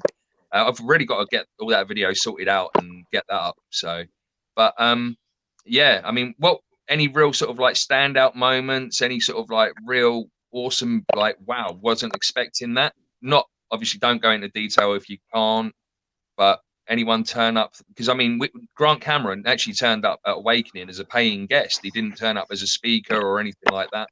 So I weren't expecting that. For me, hands down, it has to be the fact that James Goodall was there. James Goodall was not speaking. He didn't have a booth. And I knew of his reputation and had seen his picture online, but didn't really know that much. And what was stand out for me was that he talked to me before we ever did the interview. He talked to me for about a half hour or 40 minutes before we ever went on camera. And he was still telling me stories. So that unexpected interview with James Goodall kind of blew me away. And I just want to say really quickly that I saw what Mark Turano put up, and he's right, Davie. We need people like you in this community, and Dexter as well. And I just want both of you to know that if you ever want to talk about anything, whether it's professional, technical, or otherwise, you can always contact me, and I know a lot of other people feel that way as well. So, I've got an open door when it comes to that stuff. But, I would say, and once again, not being negative and looking at the positive, some people are critical of Jeremy Corbell for getting Researcher of the Year. And, they want to criticize people getting awards at all, or the idea of anyone getting any kind of award. And, I think that we're smart people. And I think the people winning the awards are also smart enough to know that these are recognitions from your peers or from the community, and that it's just a nod to people and the work that they've done. And in my opinion, others may disagree, but the fact that Jeremy Corbell got the UFO topic and Bob Lazar and Skinwalker Ranch, both those issues within a year, and he had these movies and these topics on the tips of the average person around the world. And I think it's still helpful if you may not be a researcher yourself, you may not be digging through the National Archives, but if you're presenting this material to the world in a wider respect, I think that's still an honorable thing to do, as long as you're representing it honestly. And, people have their opinions, but, I criticized someone on Facebook for criticizing people. It's like, well, you know what? If you can do better, do your own show, write your own book, give a lecture yourself, go make your own documentary. I mean, if you really are just going to sit back and take pot shots at people who are at least trying, then get out there and show us how it's done. It's not as easy as it looks, folks. I'm telling you, it's not. It's not. And it's not. So I don't think there's anything wrong with peers and colleagues honoring the work of someone else. And there's enough room in this world for everyone's work to be recognized and appreciated. Maybe we should go for, like, maybe towards the end of the year, a Mysterious Forces Live award ceremony. Get you in a nice sort of like ball gown. The Expanding the Process YouTube Awards. Natasha Natasha Nix's YouTube awards on Mysterious Forces Live. That would be amazing. Natasha, do you play a musical instrument at all? Huh? Do you play any musical instruments? Oh, yeah, I play primarily bass guitar, but I can play drums and synthesizer and sing some stuff. And we've been trying to put together a YouTube band for the past few weeks with CW Chanter, Sam Shadow, myself, Saroth the Mage, Brandon Young, Jimmy from Fascination Street, amongst other celebrities as well. We would be grateful if you coming and joining us. It would be so much fun. Oh yeah, let's do it. We need to arrange a jam night with CW. That would be amazing. I have a lot of equipment and I have a great mixer to interface, and I can definitely participate. I have electronic bagpipes. Oh. I didn't realise they came in electronic. They don't. They're on the computer. It's all dials. It's very technical, but it's good. I was expecting the old. No, I'm not. No. I could do the sound effects though. We're not talking about after your Sunday dinner with your Brussels sprouts. No, yeah. There you go. I'd happened to suggest that maybe if we got a band together, Natasha, we could release a Christmas charity single. And now I'm seeing the stage with the Christmas charity single, the Mysterious Forces Live YouTube Awards. I'm with Rod Stewart in person. Who's the better Johnny says he plays guitar and bass too, Davie, so I think he's in. Excellent. We shall organise this. Johnny, I only do vocals and spit at people. Jimmy, you know that Rod Stewart was Scottish? No, he weren't. He was Welsh. No, he's from Glasgow. No, he wasn't. He's from Cardiff. Not well you ain't getting me, mate. Celtic fan for Cardiff. I love that hair, man. It was Jimmy that inspired us with the hair and his Rod Stewart look, Natasha. Honestly, I love it. It's the first time I've had Barnet for ages. It's really, really nice. It's a bit heavy or not, though. I do think I'm the better blonde, though. Nah. Who's the better blonde, chat room? Me or Sarah? Everybody's staying quiet. I say Sarah. I say Sarah. Yeah, but you're biased. Well, I'm not biased, then I'll say Jimmy. Yeah. Apparently, according to Natasha, I'm just bi. Do you know what, Natasha? We actually played that to Mika. I said, you'll never guess what. He's like, what's that? Jimmy, you're bald.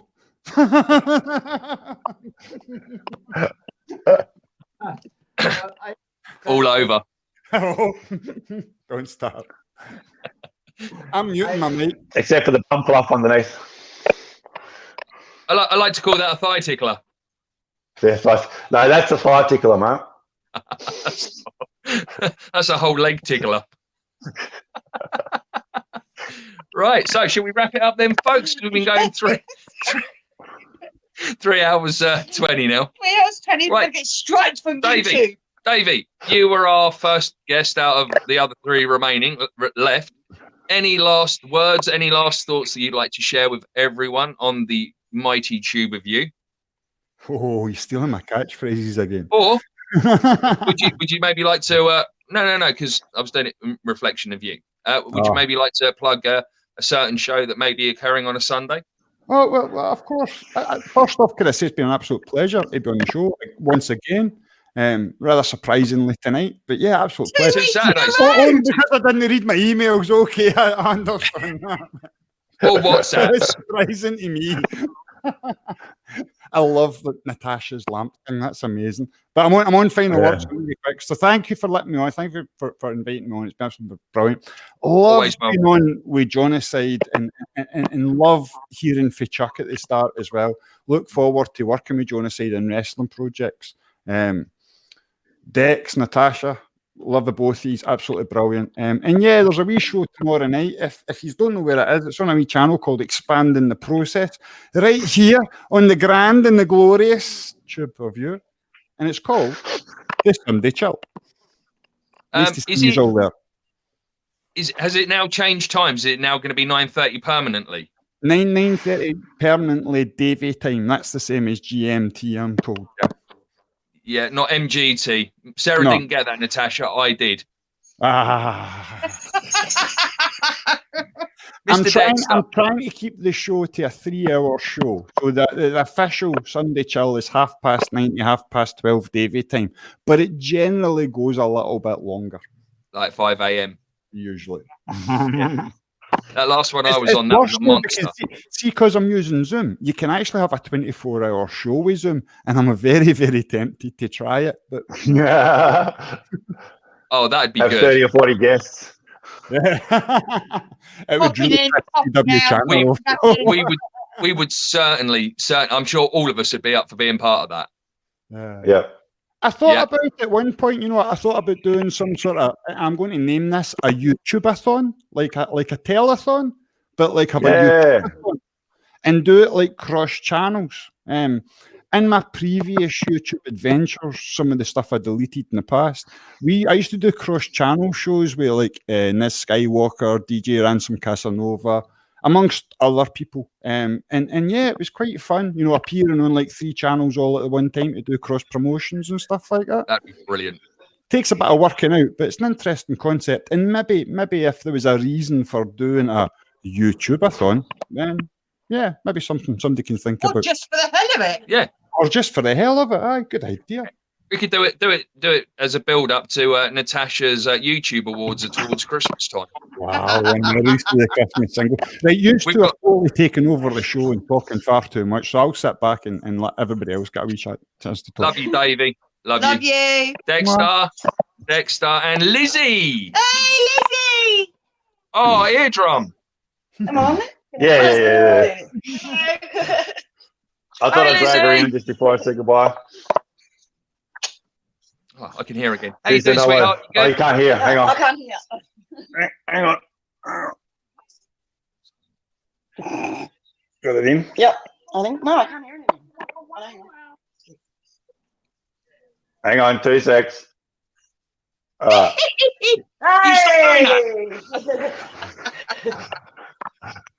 Hello, love. Hello. How are you? All right? Good. You? Yeah, I think I've got a perforated eardrum, but I'm okay. Sorry. No, it's all Sorry, right. our headphones are pretty good. Our microphone headphones. Oh, look at that. Miss you. Miss you too. We've got some pictures developed. We'll have to get some sent out to you. We've got some really good group ones of us all at Stonehenge and that. So cool. Yeah.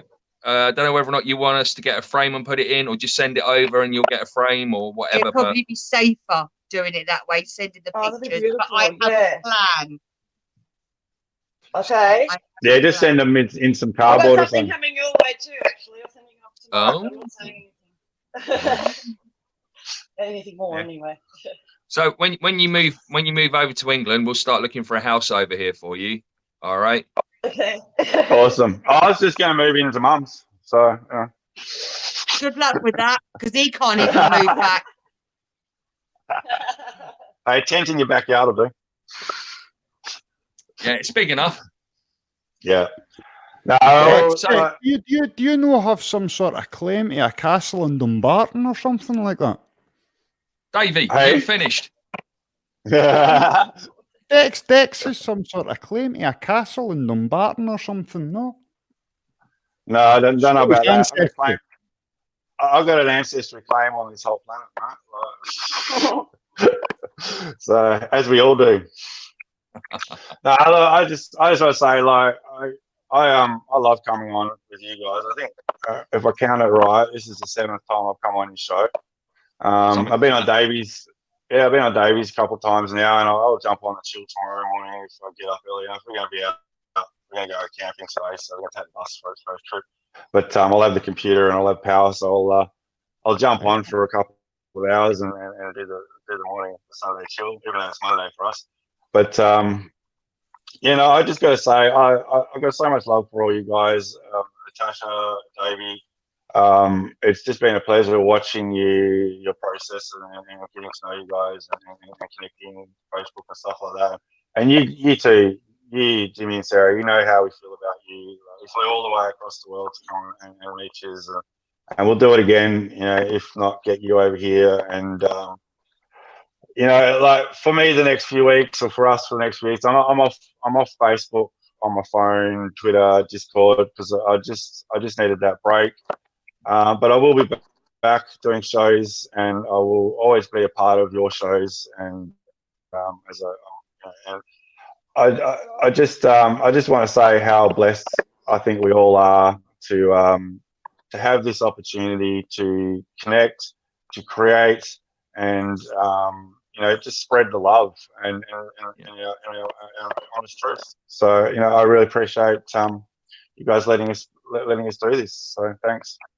That's all right. No worries at all. Thank you. We've got your phone number anyway, haven't we? Yeah, you got my number.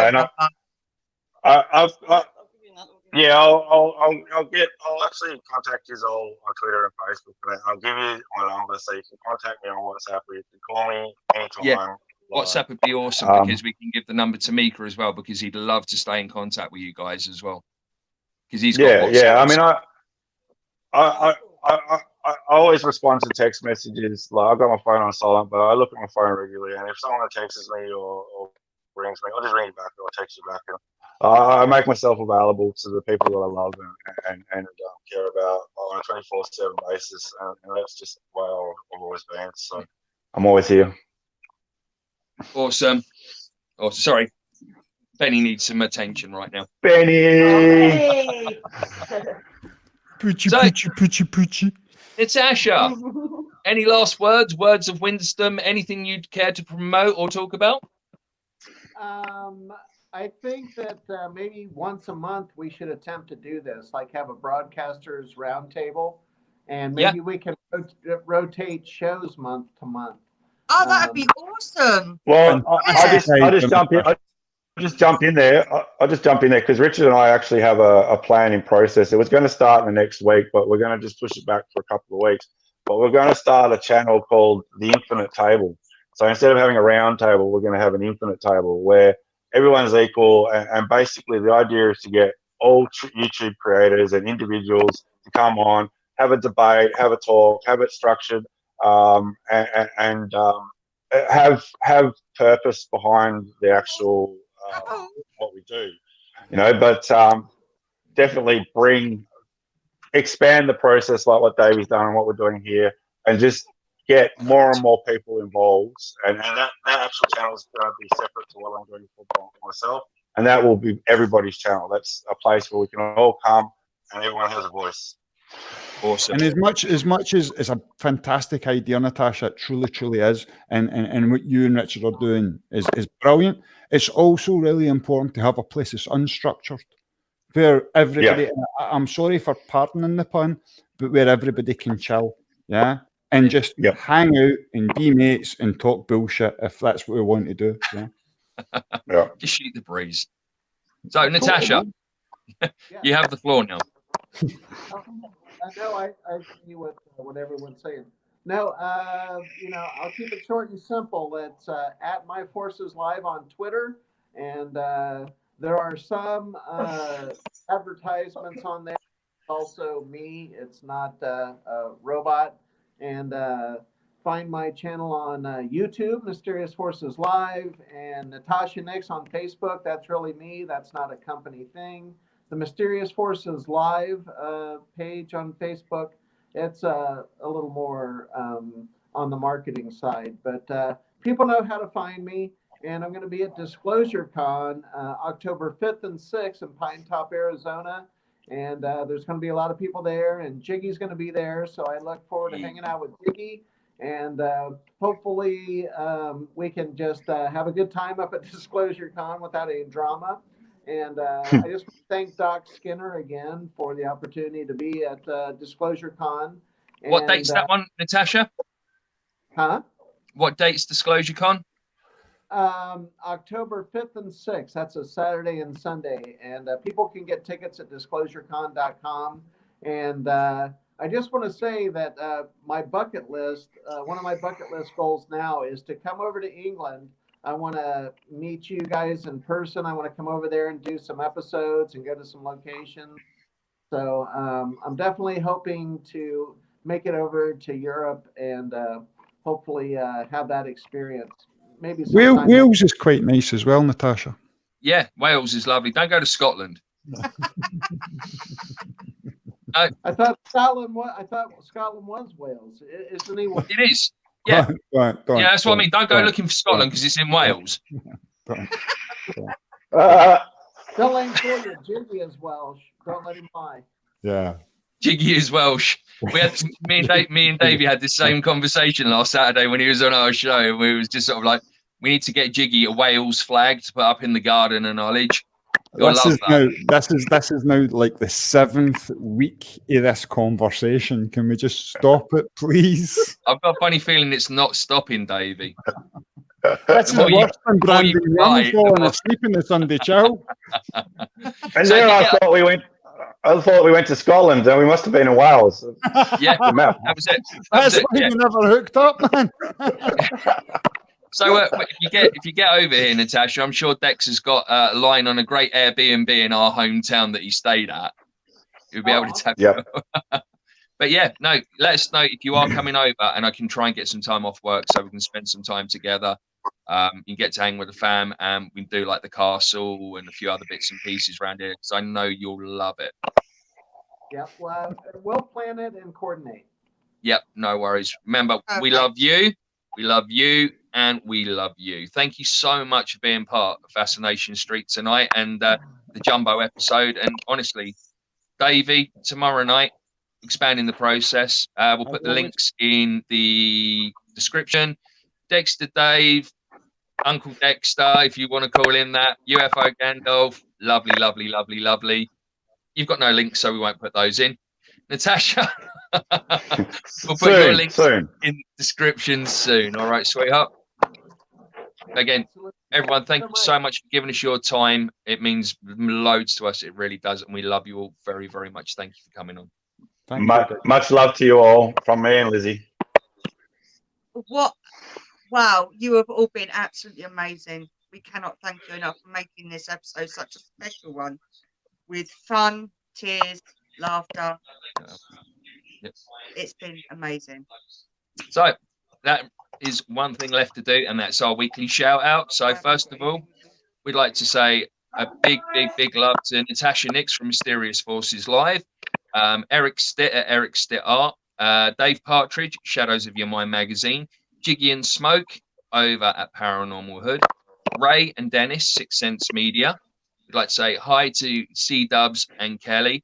And we'd also like to mention our good friend Zen over at Unspirituality. If you haven't been over, checked out anything that he's doing recently, go over. He's doing some really, really fantastic stuff, and we're getting ourselves a whole lot of Zen right about now. So I think with that being said, it's good night from me. It's a good night from me. And we will be back next week with the boys. So we will be back to a family show. So yes, not sure what we've got lined up, but we're going to make it something special. Whatever we've got lined up, there'll be no vaping and no swearing. No. So thank you very much for watching Fascination Street. We will see you next Saturday. Big love. Take care all. See ya. Bye. We done? Like and subscribe. Fascination.